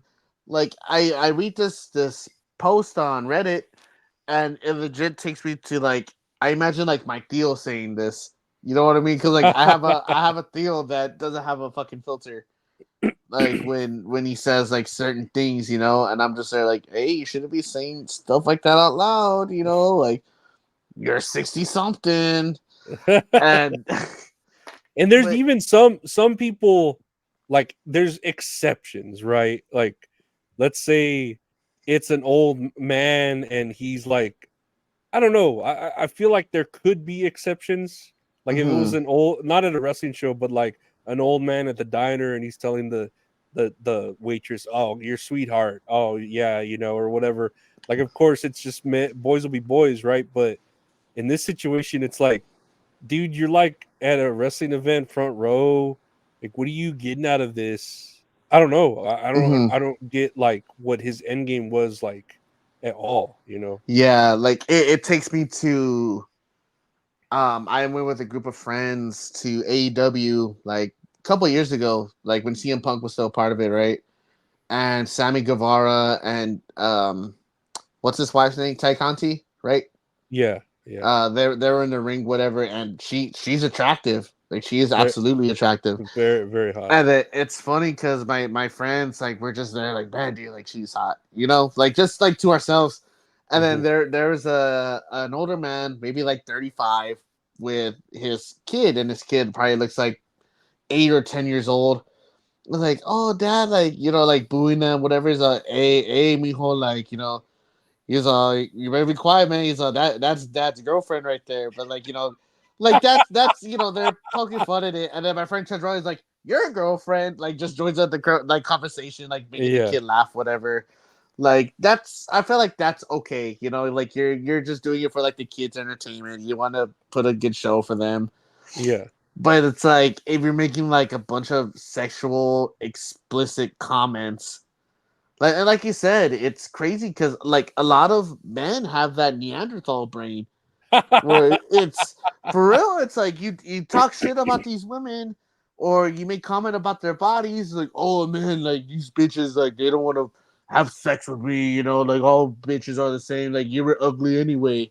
Like, bitch, like why the fuck were you making a comment about their yeah. body in the first place? It doesn't. It's so weird, the shooting your own self in your own foot. Like, I don't understand the mentality of that. Like, Uh either lean into it or don't. But I don't know. It's very strange, right? huh. And the whole we bring this up because commenting on this post is a guy called the Anti-Mark of Pro Wrestling. And here he comments on this, what we just read about the Skye Blue situation. Some fatherly advice for Skye Blue and all female wrestlers: stop showing so much ash, and that's in all caps. Trying to look more like a fighter than a stripper. The fishnets are fucking corny. You're making these nerds feel comfortable. The IG thirst traps, the OnlyFans, and anything like that is enabling them to think you're a piece of meat. You fucking snowflakes think is bad. Ask black wrestlers what they had to deal with back in the days, and I'm not making any excuses, just pointing out the obvious so you can go fuck yourselves. Feminism was about y'all having a fair shot at doing what men did with no discrimination, not about showing more ass. And I don't know. What do you think about the comments that anti-Mark Pro Wrestling is It's making? God, dude, retard, man. Like, so I don't know what to. What I think of this is like for me, it's like, dude, shut the fuck up. I like that they're showing ass, you piece of shit. You know, like, like shut the fuck up. You're gonna ruin it for all of us, you motherfucker. You know, but no, like women can wear whatever they want to the They ring and the can. wrestle. Like, I don't understand that him thinking no, they need to like this is Saudi Arabia. You need to cover up because you're ruining the men and their commitments or their faith. Like, whoa, bro, calm Mm-hmm. down. It's ass backwards, like y'all's thought process. Either like you got men or people because I like, but it's mainly men, obviously, right? Like I'm just Mhm. throwing it out there that like what we just said, it's like commenting about the woman's body, making sexually explicit comments, and then you have people like this that are asked backwards in some of their reasonings for being upset. Where I'm trying to think of a way to put it. Where like the last comment he said, where it's like just it's supposed to be about fighting against like discrimination, not about showing so much ass, whatever, right? Mhm. But it's like they can wear whatever the fuck they want. It's like they still could probably kick your ass, bro. You're just a dude with a fucking Twitter account. Yeah, no, I don't understand it because we could even say what's weird how he's trying to compare women right now to what black people had to deal with back in the day, or even like you can't compare like this to that. Like that's apples and oranges, you know. Like you can't stand there and yeah, like okay, they had it hard. Whoa, that's a whole completely different subject. We don't need to bring that whole argument into this. This is just, it's a wrestling event. People are trying to like be comfortable, and this dude is yelling at this performer, basically heckling them with Mm-hmm. that. And there's acceptable heckling, like when you boo the heel or this and that, or you talk shit to the bad guy, or you cheer the good guy. But when you're just there like, oh yeah, I want to fuck you, baby, oh, or whatever, like from the ringside, and you keep doing it, and it's just like, all right, you need to stop. Like, come on, like. Yeah, it's oh my god, it's so stupid how men think. I'm just putting the blame on men. It's like I and yeah, it's I'm not pretty sure there's even some women that it. Yeah, it what it is to me is like I don't know. I guess it's because my dad has always been a little like, I don't want to say gay. He's been like he's not machismo of a man, because Mexicans like us, we're raised very macho, right? Like uh-huh. not like Macho Man himself, but where a man takes care of his woman, a man does this to the woman, a man comes Mm-hmm. first to the woman, and my dad was never like that. So like when I don't know, like I of course I find women attractive because I'm straight, but Wait, what? yeah, I'm straight. Yeah, I don't. Get all mad. Fuck. Let's just confirm that. Nah, but I don't need to like. I don't know. Like, just keep it to yourself. I don't know. I don't know how to Yeah, it's like. like you don't need to announce it to the fucking world. Like if you're straight or gay or bi. Yeah, but Oh then wait, I don't no, know that sounds what. terrible. But it's like in a way, not like that, but to. I just realized what I said. That sounded fucking Yeah. terrible. Wait. No. This. Uh, I know what you mean, but no. it's like just being. Oh my god, I already forgot what I was gonna say. I already It's lost to track of me. what I It's was like gonna say. locker room talk. Like, keep it in the locker room. Like, don't bring that out to a crowd around people. Like I feel like even in a strip club, people keep it to themselves. They're not like, "Oh yeah, baby, shake that ass." Da, da, da. They're like, I feel like they show more respect in a strip club, and that's where women actually do take off their clothes and want to like, you know. But And like with this guy making comments about like, oh, like your thirst traps, the OnlyFans, whatever. That's not doing anything to like hurt other people. It's something they like to do. It's making them money because there is a specific crowd of people that are going to purchase that type of content. But just to say like, oh, like women need to be women, whatever. But don't show your ass, God forbid, because God's watching. then it's like men are showing their bodies too. You know what I mean? Mm-hmm. Just Like like what Chelsea Green's saying right here. yeah. So let's get on to what Chelsea Green says, and let me get this straight. And again, I'm straight, so we can have that in common here. Let me get this straight. Our male counterparts can walk around shirtless with tiny underwear on, but we can't wear our outfits because you, mouth breathers, can't keep your dick in your pants. Sounds like the problem is in Skye and her insanely great body. It's you, my guy. And yeah, I think that's the best way to put it.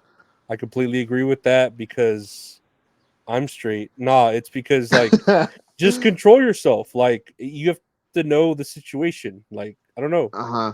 And it's like you say, with the guy making the comments in the first place, like at the show, it's like you say, keep it to yourself. Like is the term heckling, is that the right word I'm thinking of? I feel Like, like it's heckling when it's like not it's unwanted, you know? okay, like you like you say, boo when you're supposed to boo, cheer when you're supposed to cheer. Like they're putting on a show. They're putting on a wrestling show. They're not putting on a show where they're trying to be erotic or sexual Mhm. in any way. That's just how they want to dress. You know what I mean? And And that's how she consistently dresses too. This isn't yeah, like a one-time outfit where she came out like in underwear and a bra or something. Like she's in her regular ring gear. Like I don't know, like and I bet you this is like the same type of dude that didn't make a big deal like when it was 20 years ago, like the bra and panty matches, and But I don't and know. not only that, it's like this guy who makes a comment is like, "Oh, stop showing so much ass." Like I feel like that's just like an insecurity thing at Yeah, that point. And yeah, it's like it's a whole different era. Like I don't care what you wear. It's not inoffensive. You're not offending anybody. If you came out wearing fucking swastikas all over your costume or your get up, then maybe I'll start saying something. You know what I mean? well, But that's my example would be like Matt Riddle. Like every time I'd see him, I'd feel like, man, he needs more clothes on. He's barefoot. He's got little tiny tights. I always felt uncomfortable with Matt Riddle. Like, Oh man, and that's the thing too. It's like what Chelsea Green says here.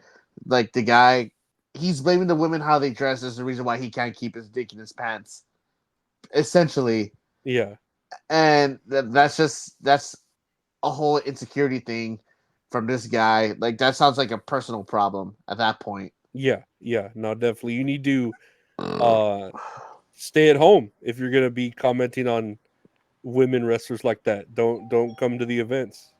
Mm-hmm. Nah, stay at home. I was like, they got it. Huh? But yeah, that's what I would do. Like just keep it to yourself, stay at home. And then this dude with the fatherly advice, it sounds very Saudi Arabian sounding, where it was like, oh no, have the women wear full jumpsuits that go from their neck to their uh Uh huh. fucking ankles, and it's just like, I mean, yeah, I guess if you want to go back hundreds of years or whatever in how women dress, sure. Not Go ahead. it's ass backwards on some of these men's like mental reasoning. I Yeah, don't get it, dude. I no, I don't. honestly don't. No, it's so it's all about just like control. It's not even about like, I don't know. It's weird because I know this same dude. If everyone was like, you know what, you're right, let's cover up all the women, he'd be like, well, I don't want to watch wrestling now. I don't want to watch women's wrestling. They're all covered up. I can't see any. Well, how the fuck we can't win then with you, you piece of shit? Yeah, Like, yeah, exactly. It's like yeah, no matter what, someone's gonna lose like in this argument. You know what I yeah, mean? And it makes me think about like high school. Like, I don't know if it was the same at your high school, but my high school, like, the girls weren't allowed to wear, like, the straps. I don't know if you heard that argument before, like, the little shoulder straps that connect to the shirt, whatever, because Like it was spaghetti, showing to. What's that? shoulder, like the spaghetti straps or something. Yeah, like spaghetti straps, because that's showing too much skin, and, like, you're afraid, like, the boys are going to do something, you know what I mean? Yeah. Well, it's like fucking tell the boys not to rape women. Like, I feel like that's just common sense. Don't be a piece of shit. Respect See, women. but even I can even understand that, right? Because you're they're boys, so they're not their brains aren't fully developed yet, right? But Mhm. here, this is an adult. These are adults that are presumably at least over 25 years of age, right? Or Mhm. 20, at least 20. So their brains are developed. I get maybe doing that at school because the boys are fucking boys and they can't, like handle a little bit of shoulder and it's a kid. He's Mhm. underdeveloped, right? But when you have like full grown adults giving this kind of advice or doing stuff like that, there's something wrong with them. Like they're Yeah. not, yeah, like, or either that or like you said, like they need the parents to sit them down and say, hey, you need to learn how to like at least treat women right when they like unless they consent to not wanting to be treated right, you Yeah, need to like like, just respect women, bro. It's not hard. yeah, Like let people do what they want to do as long as it's not offending anybody, which is impossible, honestly, yeah. because somebody's gonna be fucking offended. But if it doesn't offend you, if it doesn't affect your life, like just let it be, man. I don't get this dude's end game. Like, did he think yelling these things at Skye Blue, she'd be like, "Oh my god, no one's ever told me how fucking hot I am from the side of the ring. Let me go and embrace you. I'm in love with you. You're the So like, greatest." why was she talking shit to me? Like, I'm right, She has. What did I Does do? does she does she not have a great body? Like, like them, they're playing the victim. And oh my god, it's crazy to think like I know people that are like that, dude, Yeah. and it makes me sad. Like it's just common sense. It's common sense. Oh Jesus No, Christ! it's not common anymore. This common sense isn't common anymore. Oh man. But Oh yeah, shit, I melty. I agree with Chelsea Green. I don't know. It's just wacky. I don't know what to say other than like I said, we're men. We've talked about even Skye Blue and how attractive she is in her ass, right? But Uh huh. I'm not about to tell you, hey man, even me like if I were to DM Skye Blue, if you could, right? I wouldn't be like, oh man, like you're over and over again. Your ass was great. Oh man, I saw your ass at this angle. Check out Mm-hmm. this picture. Like, what are you getting out of that? You know? And then it's gonna be your message like, "Oh, your ass is great," and then it's gonna be me underneath. You're showing too much ass. Yeah, I don't appreciate this. Then why are you showing me your ass? It's like, dude, oh my god, And never yeah, mind. like you say, it's like we comment all the time, just like how hot they are. Like Oh yeah, they're beautiful, absolutely. But it's like like in the end, I'm gonna be there for the wrestling in general. Like everyone talks about how hot Rhea Ripley is, rightfully so, hmm and then it's like she doesn't get the same type of. Well, I'm pretty sure, but it's not as public. no, well, Like that no, same type of criticism. because I feel like she'd beat their ass if she jumped the fucking ring and would I do actually. honestly, any of them could be my ass. It's Oh like I'm yeah, not. Yeah, but she looks like she would legit do it. No second guessing. You know what I mean? Like yeah, she would yeah. just instinctively do it, and I don't know, but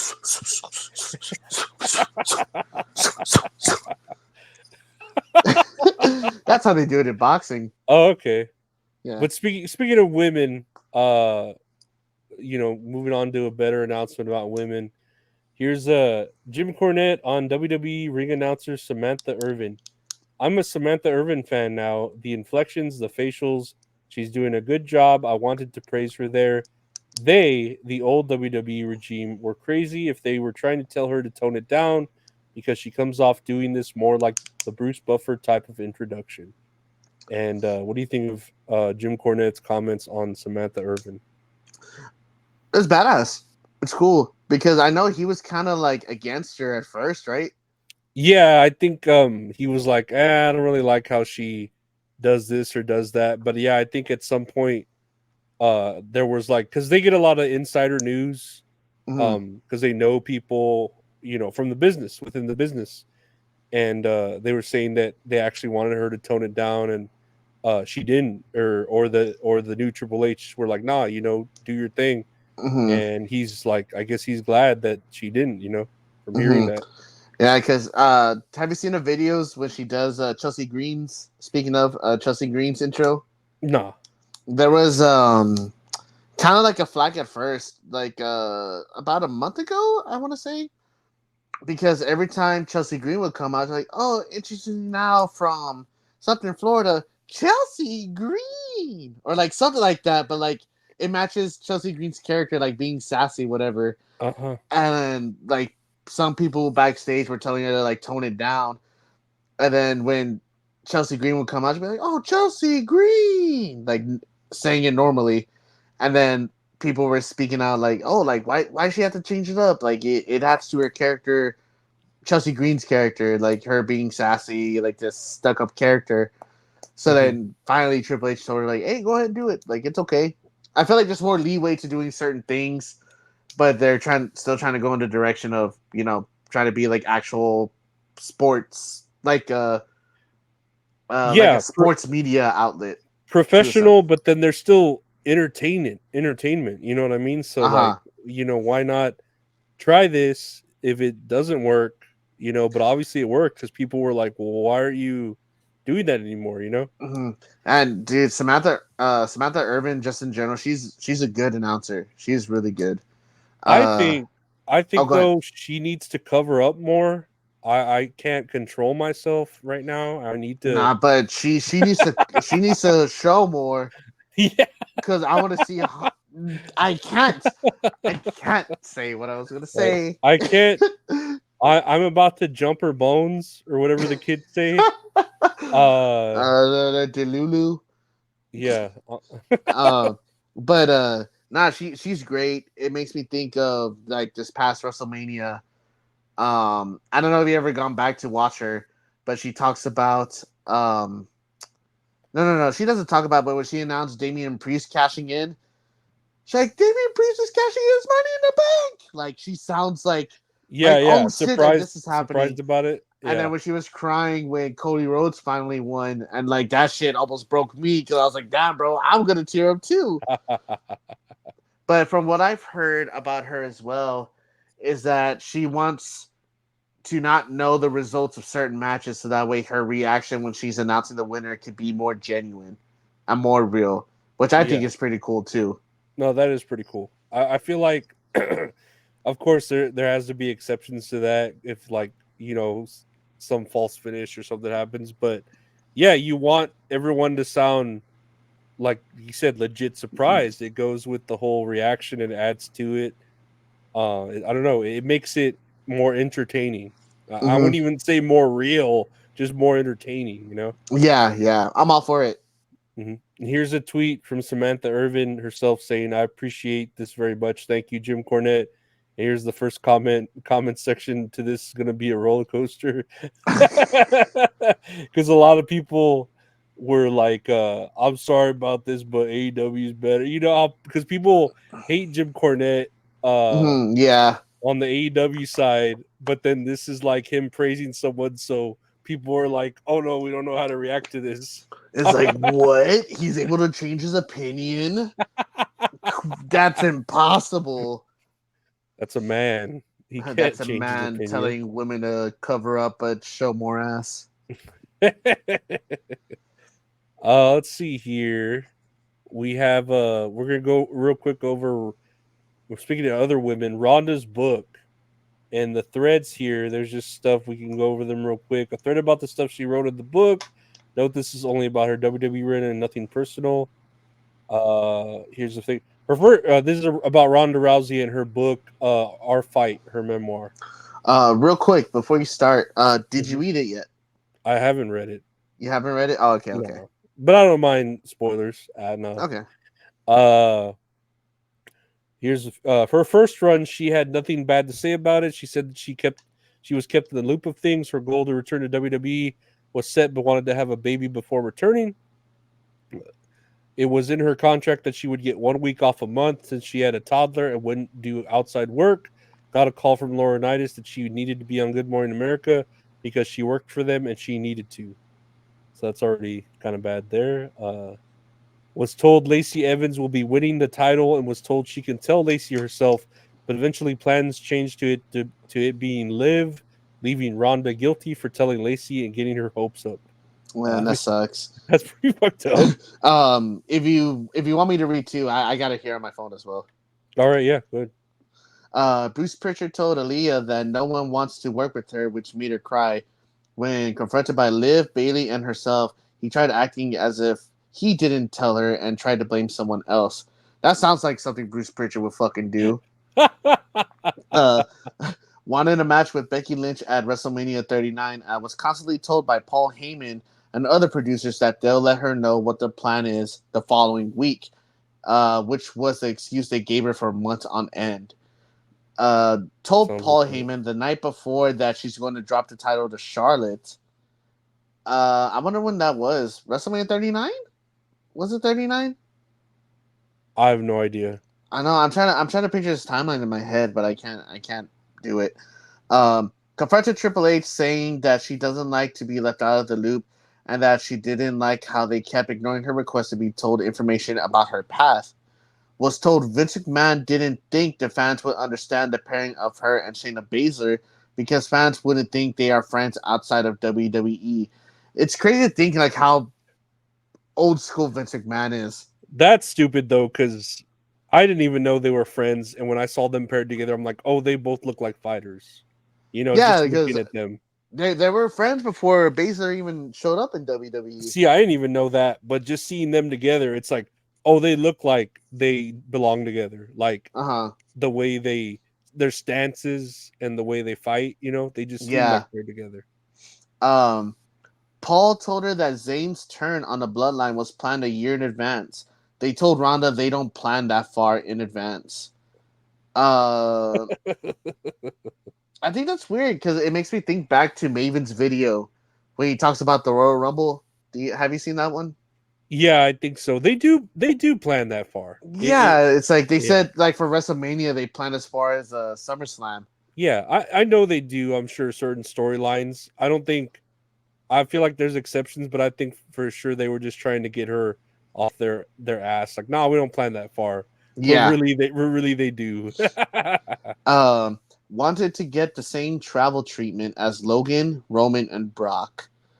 Said Charlotte Flair versus Rhea Ripley went over by 20 minutes in their match at WrestleMania 39, which many producers found disrespectful to the main event, which was the Usos versus Sami Zayn and Kevin Owens. Dude, honestly, both matches were great. I don't think one outshined the other. I don't think so either. No, I don't remember that being an issue. And I think even then, like a lot of people still consider WrestleMania 39 night one, which that was night one, to be one of the better WrestleManias. Mm-hmm. Which I agree with too. Well, not what she's saying. Anyway, continuing, Rhea Ripley was punished by not having her wrestle and instead being a valet for the men in the Judgment Day. I don't know about that. Yeah, I don't know. I think that was a plan to do that. I think so too, because she still wrestled like on PLEs and stuff. Yeah, I'm pretty sure like Edge handpicked her to be in the Judgment Day because it was Edge who made the Judgment Day. Mm-hmm. Did he handpick her? I feel like he did. I don't know. Like, I don't know. It's kind of a weird thing to say. I feel like Edge had a big part of that, though. Who to pick for his stable. Especially with Edge's run too. Like I felt like he would have a lot of say in most of the stuff that was going on as well. Yeah, I think though that what was the only reason he left was because he wanted to be like baby, or I don't know. They wanted to turn him babyface or something, or he didn't want to be a heel anymore, and so they had to Rowdy turn it on him like real quick. I don't remember. Yeah, and he just felt like he's already done everything anyway. Yeah. Continuing on, for her match with Shayna at SummerSlam, They were told it would be a fight pit match. Shayna and Ronda wanted to use the NXT pit cage. I wanted to do a spot where Shayna would have Ronda in her submission while Ronda is hanging from the side.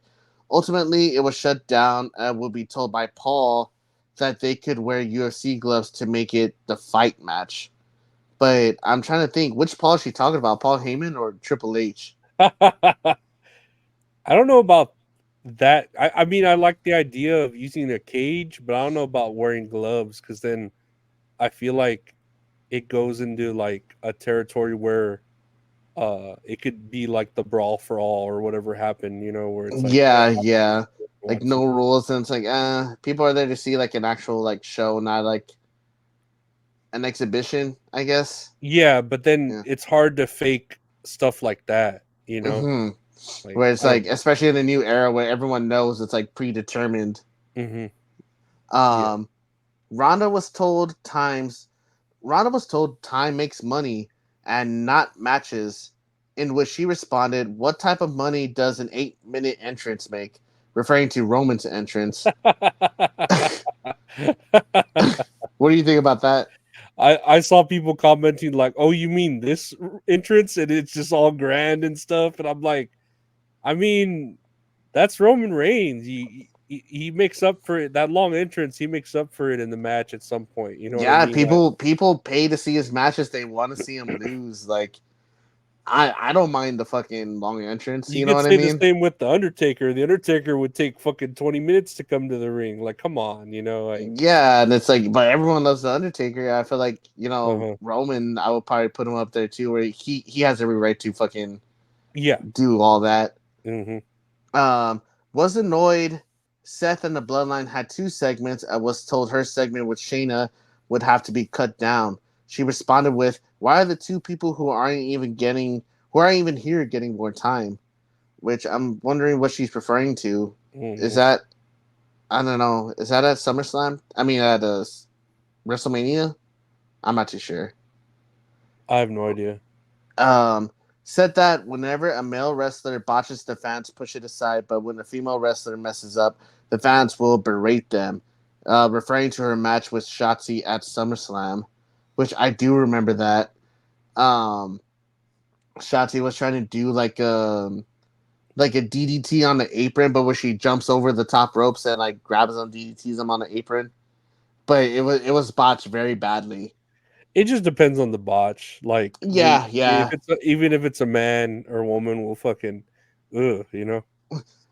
Said that there was tension backstage between Triple H and Vince McMahon, both who were wanting control. Every time Triple H made a change, someone in production would send it to Vince, who would then change it back. I believe that. Yeah, I believe that. Said when Triple H left to get surgery, Vince took over NXT, putting John Laurinaitis in charge. I was eventually fired a lot of NXT talent for people younger than 25. I do believe that as well, because John Laurinaitis is a piece of shit. He just fired whoever would sleep with him that was under 25. Yeah, the women too. The Yeah. ap- After the whole hush money scandal, Vince blamed John for it. Oh yeah. Well, we all know that, don't we? Yeah, during her Royal Rumble 2022, she was supposed to be number 30, but was told she was going to be 28. When asked what to do in between her spots, producer just told her just do stuff. But it's like That's, all of them do that during the Royal Rumble. yeah, I feel like that's just like, just make it work, brother. Okay, you Yeah. know what I mean? Like, hmm she said after COVID, the women in the locker room became closer than before, and that there was always fear of people getting let go. Paul Heyman and producers blamed Liv Morgan for the fans not being into her title reign. But I just blame the fans in general, because every time someone gets a title reign, they want to boo them automatically, mhm. because they're already doing the same thing with Cody, like right away. And people are bitching like, "Oh, it's already his third televised match, and he's still saying the same shit," you know? I'm just like, bro, that's his third time being on TV since winning the belt. Like, give him a chance. Um, was told backstage at WrestleMania 39 by a Hall of Famer that all of this is fake and that don't let it get to your head. Wrestling is fake. The characters are fake. After telling her she was disappointed at how her match went, uh, wanted to have a Piper versus Goldust type match, a backlot brawl into the ring with Becky at WrestleMania, but was told the fans wouldn't like it. That'd be interesting. Yeah, that would have been interesting, I think. Despite social media, she never said anything bad about Becky, and the reason why she returned was so she can have a solo match with Becky and Shayna. From Royal Rumble 22 up to Royal Rumble 23, she was told that they'll plan for Ronda versus Becky. Wasn't allowed to perform that many moves at WrestleMania 39 because she had hurt her arm. Okay, that's a weird one to end on. Yeah, that is. That There makes were sense. what was it? I just saw this one. I think it was talking about the 8-minute intros that someone replied to. It kind of made me roll my eyes if I could fucking find it. Was told that time makes money. Okay, here we go. Because someone commented on it saying, "Oh my fucking god, she ate that 8-minute entrance comment up." Shut up. I don't know, man. Like I said, I feel like she's just talking shit, and yeah, getting a little bit more deeper understanding of her book through these threads. She just sounds bitter about her run. She probably wished she could have done it better or had a more positive reaction from the fans. But I mean, what can you do? You know? Yeah, and I felt like another factor of it as well is that I believe she really wanted that Brock Lesnar treatment because I felt like she was really getting that when she first came in. But the second run she had, I felt like she still wanted that treatment, but a lot of people were no, like she's been retired out of UFC already, Yeah. and they just couldn't really get behind her. You know what I mean? Where as far as like Brock Lesnar, just dominant for years and years and years. But then he could wrestle too. Like he put in the work. You know? Like. I feel like they liked him as well, like you said, because he was a wrestler first Mhm. before he went to UFC. Because that way, when he came back, like in 2012, people popped for him big, like oh shit, like he's back. You know, it's not Mhm. like when like Cain Velasquez, you know, big UFC star, when he showed up, people are just like, oh, who the fuck is that? Oh shit, it's Cain Velasquez. I Yeah. felt like it was the same thing with Ronda Rousey, where they're just like looking at the screen, and then Ronda Rousey popped up, and then people started going crazy. Yeah. It's I don't know. It just depends on the talent, but there's some that put in the work. Like Logan Paul, I feel like, and yeah, it's again comparing like apples to oranges. But she's the one who wanted to compare herself to him. Say if she had gotten trained just as much, but it all depends on the work you put in too, and Mm-hmm. maybe she thought she deserved people to help her better or not put in the work herself. I don't know. I don't know Yeah, what. I feel like it's kind of harder for like UFC fighters as well to make that transition. I feel like it's easier for Logan Paul because yes, he's athletic, but I feel like he didn't have like that, like a UFC background or a wrestling background compared to Rousey. Hmm. So when he started doing wrestling, like he got used to it. Whereas, as far as her, you've been practicing UFC like probably your whole life, and just to be like, okay, now you're going to start wrestling now. Like you have to learn about selling. You have to learn about taking hits. Whereas like UFC is about Yeah, try to avoid it as much as possible. need to learn how to lose. Yeah, exactly. And it's like Yeah, that's what you don't want, which I yeah. guess makes sense. But I don't know, man. I don't know. It just sounds like she just wanted to win all the time, and I Mhm. don't mean that in like a nanny boo boo type of way. It's just she thought she deserved more, and maybe at some point she did, but I don't know. There are other talent there that deserve a lot more too, or Mhm. deserve just as much and don't get it either, but they don't like whine about it.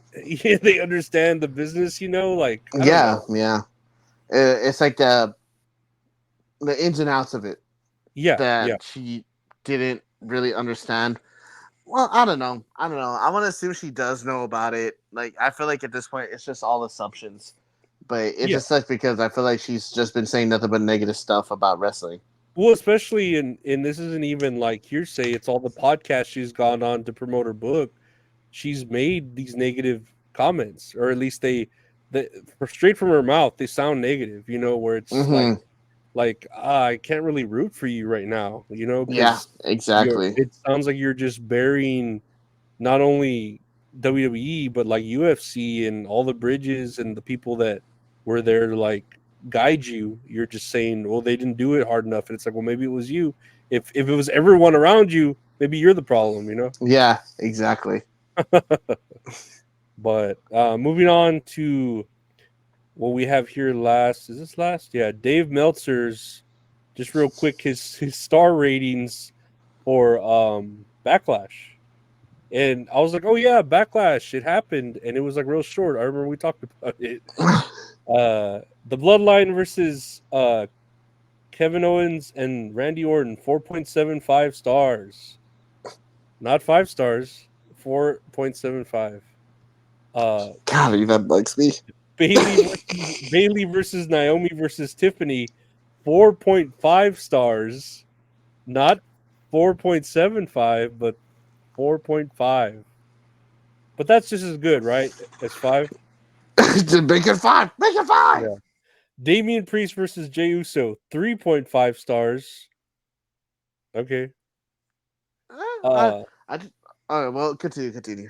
I mean, I think this was the weakest match, right? I think we talked about that. It was either between that or this was the Bianca and Jade versus the Kabuki Warriors, 3.0 stars. And Cody Rhodes versus AJ Styles, 5 stars. 5 stars. What do you think of his star ratings for Backlash? I kind of want to see. I want to go back and watch it because I remember really loving the street fight match, and I was like, "This is really fucking good." And I saw parts of the main event, but it's like I'm watching off my phone, right? Like taking notes, so I couldn't really focus as much as I wanted to. But I'm there thinking, like, man, was it really 5 stars? But I I was don't like, think wait it a was minute, that. Yeah. this shit's subjective. What am I talking about? Yeah. I'm with you there. I don't think that was the best match of the night. Mm-hmm. Or I don't think it was a 5-star banger, especially if you're gonna give, like you said, the other ones 4.75 and 4.5. I don't think Uh-huh. not that it wasn't a good match, the main event. I It just was a great match. yeah, I don't think it Mm. was 5 stars because I don't even remember it. Like, Yeah, I got to go back and watch it. yeah. But from what I saw on my phone, I was like, this is a good match. But I think about his match against John Cena at the Royal Rumble, the one I went to live, and I'm like, okay, this match was fucking badass. I thought that would have been a 5 star match, but it was 4.75. That's just as good though. I think uh Bianca and Jade versus the Kabuki Warriors, I think that was better than Damian Priest and Jey Uso. You Or think so? at least on the same level. I don't think that one deserves to be better than that one. Mm-hmm. They should at least be equal, if not, that more. Yeah, And I don't know. This is such a weird system when you go into decimals and over 5 stars. yeah. It's I'm us talking about like, oh, this is the weakest match of the night. Not we're not saying like it's a bad match. No, It was good. It was a good yeah, match, but like the whole compared pay to per everything else view, that we saw, the yeah, whole pay per view was fun, and that's to say because the crowd made it like rowdy too, and maybe even the crowd was what gave all these matches higher star ratings. Like I think because so too. the crowd was so fucking into everything. That you know how like they make the meme that Meltzer it was in the Tokyo Dome, but have you ever seen a New Japan match like them fighting in front of a Japanese crowd? I might have seen one. I think I remember Joseph showing me what at Retro Horror Inc. Of the shout out. I think like maybe Shinsuke and Okada or something like Hmm. when they were, and the crowd is very different, but it was like still cool, like the entrances and stuff. Yeah. Oh, dude. Let me tell. Before I go on my spiel, Nakamura had the best song in New Japan. Dude, it felt like I imagine like a Gundam being built in front of me, like full size scale, like all the flashing lights and all the fucking power moves and shit that they're doing the posing. Oh, dude, it goes so fucking hard. Um, their crowd, it's very interesting because it's like real quiet at first. They lock up, but then they let go. Everyone claps. It's weird, and then it's like this, like the whole match is like this one crescendo where it's like they start off and then they're like, oh, like they start getting like higher and higher, and then toward the end, it's just like holy shit, like like then the crowd's like really going into it. You know what I mean? Uh, Mario. No, I'm trying to remember this one. Yeah, this is the one my buddy remember sending me.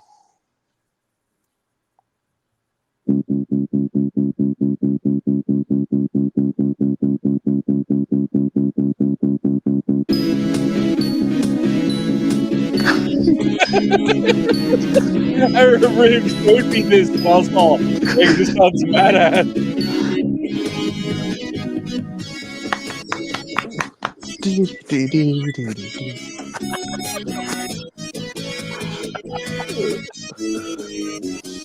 Dude, he has one of the best fucking songs like ever.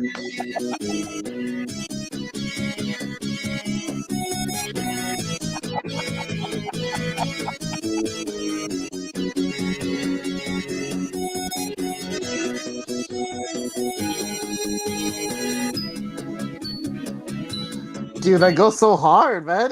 I'll say for anyone just listening, we're listening to the Shinsuke Nakamura New Japan theme song that Gabe was talking about called Subconscious, but it's being made in Mario Paint. Dude, that is fucking cool, man. I love Nakamura to the day I die. No, I remember, yeah, Retro Horror Inc. just sending me that, and I was like, this sounds badass. I don't think I've Dude. ever heard the original. All I care Oh, about is the dude. Mario Paint one. It sounds badass. Dude, you should listen to the original. It's really good. The guitars are so epic, man. Um, but yeah, like the crowd is totally different over there, and Mhm. I feel like how Francis here, like their crowd was intense. I feel like Meltzer gives it a higher score over there because like the crowd's different. It's a crescendo, like it builds up, and then everyone's just going crazy like toward the end. Yeah. One match you should watch is actually Kenny Omega versus Okada at Wrestle Kingdom. Is that the one It's that broke the scale or whatever? that that first broke the scale. That it was 6 stars, and then the one that's like their highest rated match was at like Dominion. I think that's what it was called, and it was Osprey? 7 stars. No, it was also Okada and Oh yeah, Omega. Yeah, Stars. it Jesus was it Christ! was their rematch. It was a 2 out of 3 falls match, but it went over like an hour long. Like when the bell started to the bell ringing at the end. Damn. Yeah, but it's a badass match. But like to break your scale like that, come on, dude, give me a break. We have here. Oh no, that's the same thing. So here's Dave Meltzer. Speaking to him, WWE Backlash 2024 had the lowest pay-per-view buys in history, according to Dave Meltzer. The Google searches were the lowest for any WWE pay-per-view I've ever seen, 100,000. It's early, so the first week number it's going to grow, but the first week number it was like 3,700. Financially, a WWE pay-per-view numbers doesn't mean anything because most of the people are going to be watching on Peacock. But the one thing a pay-per-view number can tell you is how much interest is there, and this one was down 39% from the same period leading into the Chamber show, which was the Perth show. It was the lowest in history for a WWE show as far as pay-per-view buys, and it looks to be by a significant margin. And what do you think about Meltzer's comments on the pay-per-view buys It's with like Backlash? shows people's interest. It's like, dude, people are interested no matter what. Yeah, no, I don't know what, like, oh, pay-per-view buys were down. It's like, dude, they use the PLEs, like they do it on Peacock or whatever. Like, what are you gauging this? I don't know. It's weird how he's saying that, but then he's saying, oh, but people use the PLE on Peacock. So it's like, okay, you're already contradicting yourself then. Yeah, exactly. And it's weird hearing pay per view in 2024. Like, but then again, it's like that's what AEW does. Is like, we buy the pay per views. Like, we hmm bought them a couple times, hmm but I'd rather spend $6 a month than $59 for one show. Yeah, it just depends on the event. If I'm gonna spend, $50, and it needs to be like a good card or something built up to, or like epic, Hmm. Because yeah, if it was like WrestleMania, I wouldn't mind paying $60 to see it because I know it's gonna be fucking an event. Yeah, But like all these other ones that are coming out, like even the TNAs and all that, it's like I'll just read about it tomorrow because I don't know or I don't care. And then they don't advertise them too, so it's like I don't know. yeah. But it's weird that they're just talking about like pay per view buys in 2024. Yeah, And then it's weird. say like, oh, this is like trying to make it like a big deal, like, oh, like this is the lowest like it's ever been in the history of the company. They should be worried. Oh, Yeah, but really trying to find negativity somewhere. Like, oh man, oh man, that was the worst to date. No, I don't know. But here's Kenny Omega on Dave Meltzer saying how he broke Dave Meltzer's match rating scale. Kenny Omega says that he broke Dave Meltzer's match rating scale. Now he doesn't know what a good match is anymore. He's jumped the fucking shark, so it doesn't count for much anymore. He has jumped the motherfucking shark, and guess who is to blame for that? Me. I'm the guy. I broke the scale. It fucked up something in his brain where he doesn't even know what a good match is anymore. He's just like, Kenny, you opened my mind to this weird fucking world of wrestling that I never saw before in my life. I think he just doesn't understand it anymore. He just can't comprehend what's going on. I opened Pandora's box and it's just running rampant now. That's all it is, and that's Kenny Omega from Twitch. What do you Kenny Omega comment on breaking through Meltzer's mind? dude, I bet you anything, fucking Dave Meltzer is just so heartbroken. Like Ralph, whenever his heart breaks from the Oh Valentine. man, it's like here you can see the exact moment where his heart breaks. Bunch change, bunch change. Yeah, and Poor, poor it's Meltzer. like we discuss it all the time. It's like it's all subjective and everything, and we say how like 4.75 that irks us, and it's like, oh, like, but in his defense, Meltzer's defense, he's like, oh, like it's almost a perfect match, like it's almost a 5-star match. It's like, okay, then what prevents it from getting 5 stars? Like, why Yeah, couldn't you just give it 5 stars? Because I don't know if you know, and I remember we made fun of this match when we first watched it. Remember the first Anarchy in the Arena match, yeah. where we could have stopped talking about how The the music music wasn't. the It music kept kept playing, looping. It kept looping and not stopping. and then Eddie Kingston came out covered in blood with a gas canister like GTA, Yeah, and we're just making fun of it, and that match got 5 stars. that makes no sense.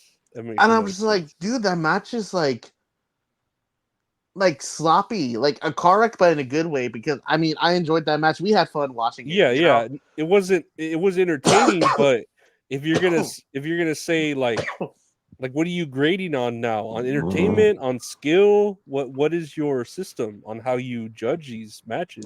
Yeah, and like with that match, I can remember us like commenting on it, like laughing our asses off, like making jokes and everything.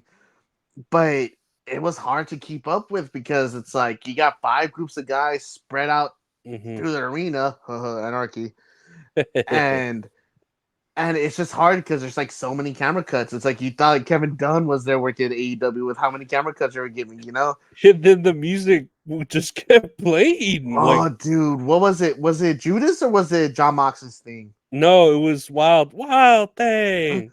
You Dude, make it was my played for heart like 10 over. minutes. Yeah, like for a long time.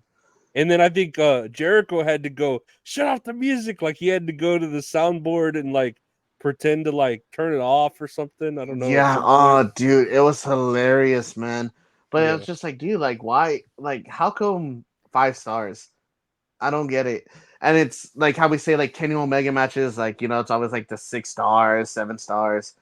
But even it's the guy you consider one of the best wrestlers according to your scale. When he mentions that your scale is fucked up, like, what does that say? Dude, I'd be so heartbroken, man. Yeah. No, that'd be like meeting your hero and him like spitting on your shoes or something. That's pretty bad. Oh, I'm sorry. I'm sorry that you're spit landing on my shoe. I'm so sorry. That's big. It's 5 stars. It's 5 stars. He landed it right on my shoe, right on there. And it's and like we make this comment all the time that I feel like his skill rating, even though we talk about it, it's like, oh, you should have given it 5 stars. Like, you know, it's irrelevant or anything. I shouldn't take it seriously because you never given Kurt Angle a 5 star match. Yeah, that to me already like ruins any opinions he might have. Yeah, that's my ick. Yeah, because I swear I could just think of Kurt Angle and Eddie Guerrero. Like that's just off the top of my head. You could dig deeper. Kurt Angle, Shawn Michaels, Kurt Angle, Brock Lesnar, Kurt Angle, Stone Cold. Like there's so many, you know. Like Kurt Angle, Samoa Joe, like even his TNA stuff, like he could have had good matches. AJ Styles, you know, supposedly the match Cody Rhodes versus AJ Styles that got 5 stars is AJ Styles' first singles match that got 5 stars, which I'm like, that's total bullshit. It should have been dozens of other matches. I don't know about Dave Meltzer. He's just a broken man. We know how it is. Men are broken. That's the theme of today's thing. Men are just, It's like Kenny, you got too many stars. You need to come bring it down. It is. But you just imagine Dave Meltzer like, Kenny, you opened my mind. Like his penile gland is just sticking out. Like, oh my god! Like I see more stars in the universe now because of you, Kenny. And then he tells him like, you need to leave, sir. You can't stop staring at my body. I feel uncomfortable. Maybe it's not Kenny who's the problem. It's you, my guy. You're the problem, Dave. You're the problem. Oh man. But yeah, let's go into. That's all the news. I think we have. I don't even know what this. I'm going into botches and funny stuff. I think. What is this? Uh-oh, I'm scared. Okay. This one says this is. I don't know who this is. Gabe Kidd. Gabe Kidd was on LA News today, and he talks about wrestling. I guess he's in New Japan, a New Japan wrestler. Yes, I know this guy. Okay, let's see it. I mean, so what makes New Japan so exciting? Listen, I'll put it in very simple terms. Yeah, you like theatre, go and watch WWE. If you're a fat nerd who can't talk to girls, go and watch AEW. Wow. But if you want to watch the real stuff, New Japan Pro Wrestling, this where it at.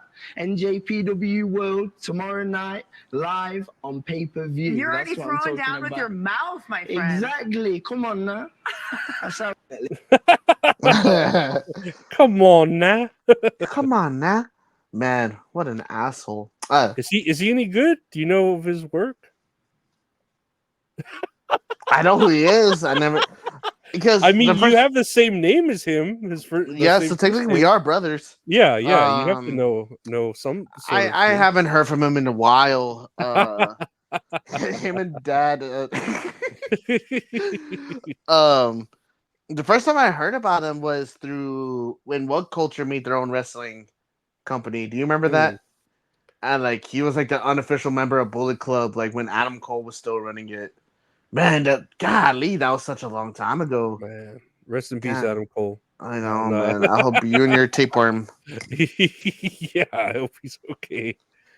No, I have no idea who this guy is. I mean, he's got a little bit of fact to him. about theater and a fat nerd who can't talk to girls go watch AEW.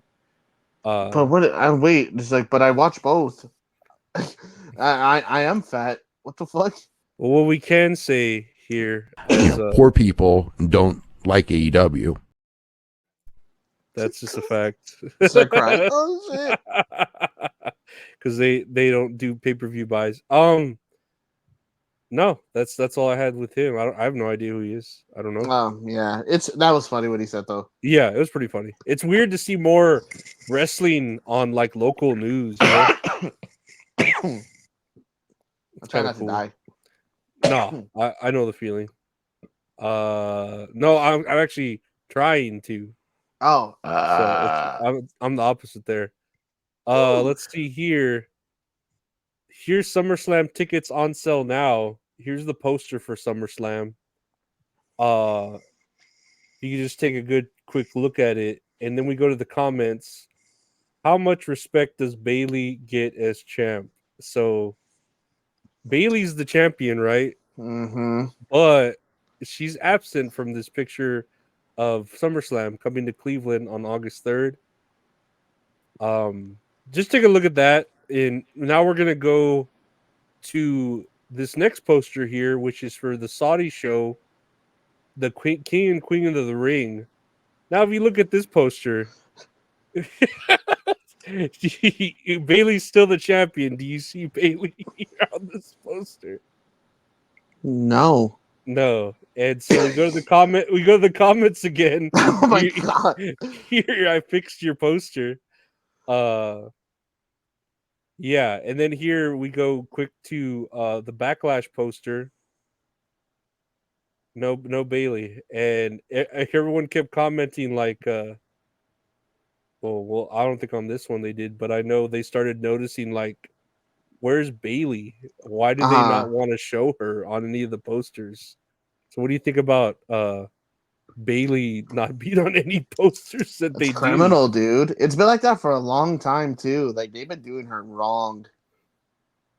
She's hot. I don't know why they like don't put her on there. Like I get why they have like Cargill and Belair, right? Because you need like a black female on there. I don't know about Sami Zayn. Maybe you want the Israel vote or whatever. It's in Saudi Arabia.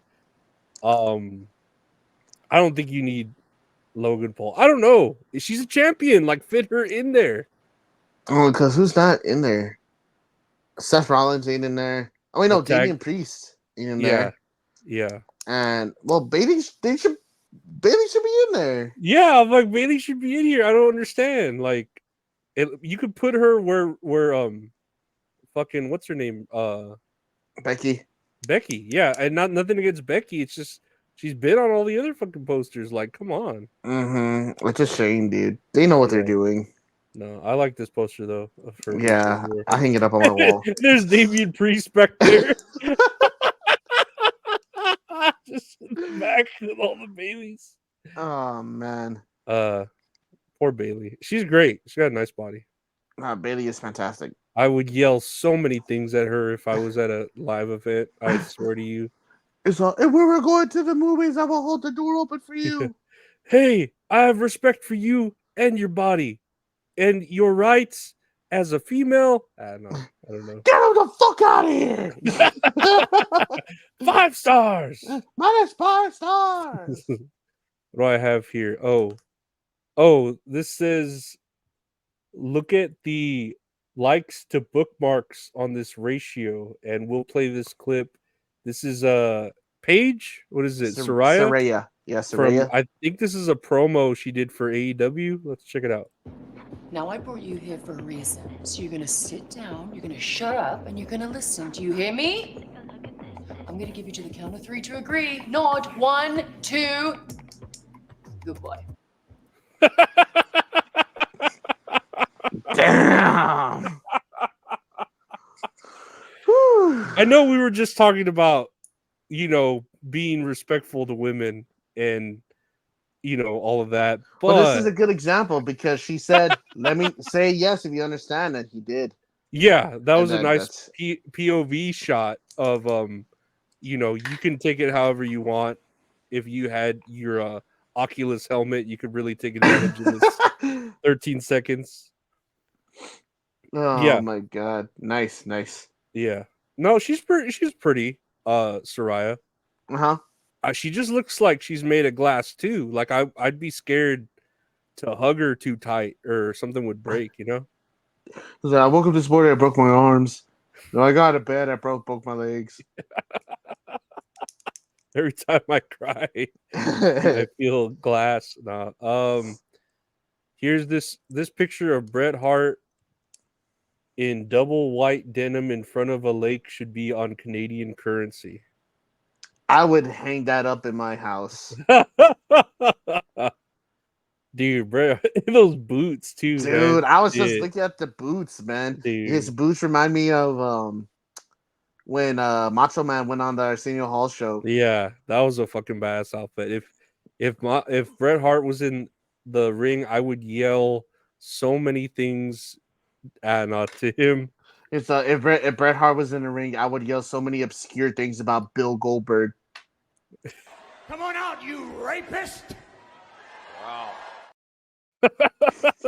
Come on out, Bill Goldberg. He prefers Goldberg. I don't care what Bill Goldberg prefers. Says. Bill Goldberg, you can't be standing next to the lake looking like me, Bill Goldberg. What do we have here? Oh, okay. I don't Is know his what name this really is. Bill? Whatever this is. Let me see.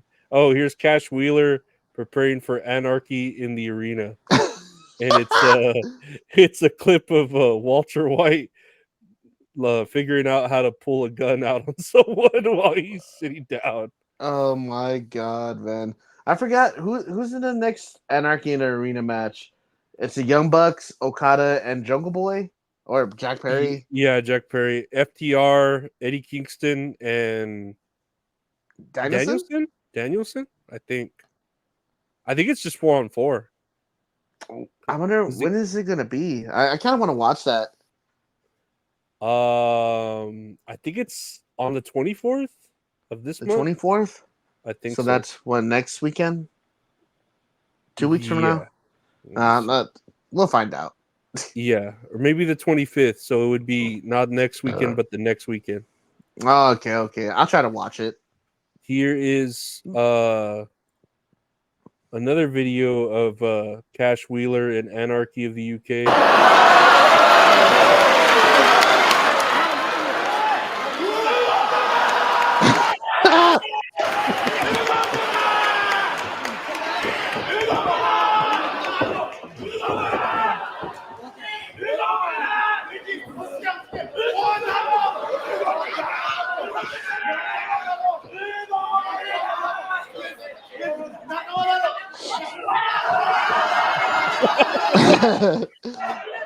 So if you're just listening to all that noise, there's a Japanese man in a wrestling ring on the top rope, and he pulls out a gun and he's waving it at all the wrestlers. He's putting it at all the wrestlers and all the fans too, and all the fans are like, ah! Oh, dude, that's great good spirit. That's I don't know about this Japanese dude right here in the center in the thong. It's a little too much. He's hungry. I'm about to say I would have yelled so many things at him if I was in the audience. He's like, you're not showing enough ass. And then I'd be holding my hands up and get shot by this Japanese dude. This one just says fuck on the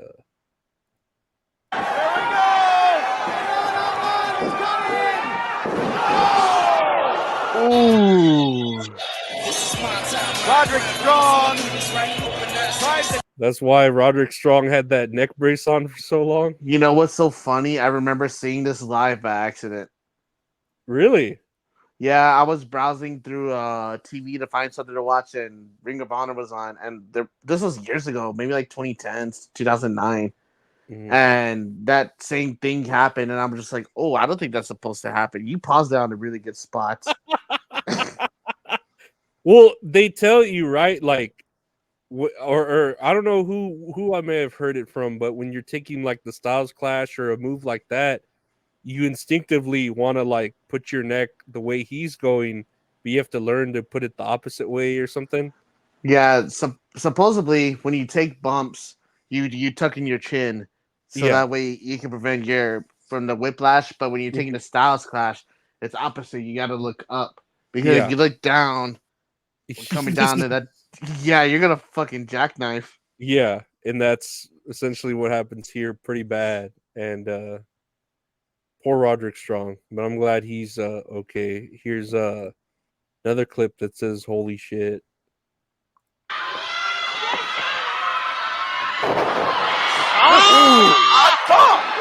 Oh, that was So loud.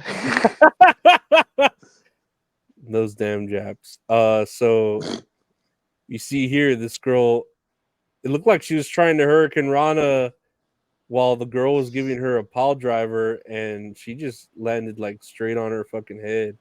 Oh my god, it's like her feet could have kicked the back of her head. Yeah, that was pretty Oh bad. my god, that's terrible. You know what? I would have yelled so many things at this girl. She's not supposed to float that way. How's your body? Are you okay? I'm a doctor. Get him the fuck out of here. I'm a gynecologist. I'm a gynecologist.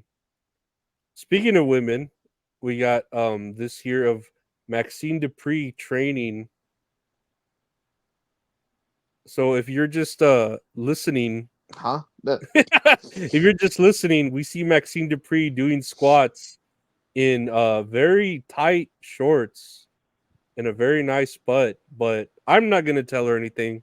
I'm just gonna quietly and respectfully watch this later on in the middle of the night.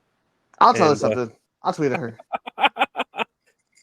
She's actually putting in good work. Like ever since, like they kind of remember when we talked about when they like booed her and shit, and we were like, "You suck" or whatever. Mm-hmm. She's putting on good matches now, like where she looks impressive. No, yeah, she really has. Yeah, but she is very hot. I would she's super attractive. Yeah, I would accept her hand in marriage. I'd hold the door open for her at the movie theaters.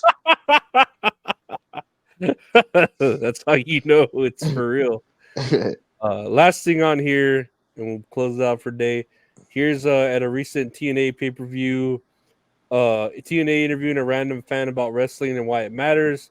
And this dude cut the best promo. Let's listen to what this fan has to say. Why does it matter to me? It's in my veins, baby. It's in my blood. You understand? Since kindergarten, since I was about this high, I've been watching wrestling, man. Why does it matter to me? Damn, hell yeah. That's me. I like it because it's cool again. I like to yell at women and see them move it. Damn it, man. I'll try to sound like that lemur from King Julian. Yeah, I like to see women yell and shake it and move it and groove it. Oh my god. But no, great dedication to Ric Flair this episode, and I'm glad we can help out Richard and make the episode more about Ric Flair. I know he's been hungry about news for him. I know, man. He was itching, so hopefully this. I mean, if it doesn't, then we can always talk more about Ric Flair because I know he would love that. Oh yeah, he would. I'm sure Ric Flair will actually probably do something in the news next week where we talk about. I know he's gonna fucking sue us and everything. Something's gonna happen, but yeah, no, that's another episode. Thank all y'all for watching. What do you say to the people, Gabe? Thanks for tuning in. The usual spiel. Thanks for liking, commenting, subscribing, supporting the channel. It all helps us out in the end. Yeah, thank all y'all guys, and we'll see what Ric Flair does next week. We'll see, and we'll be here to report about it. Take care, guys. Woo! Later.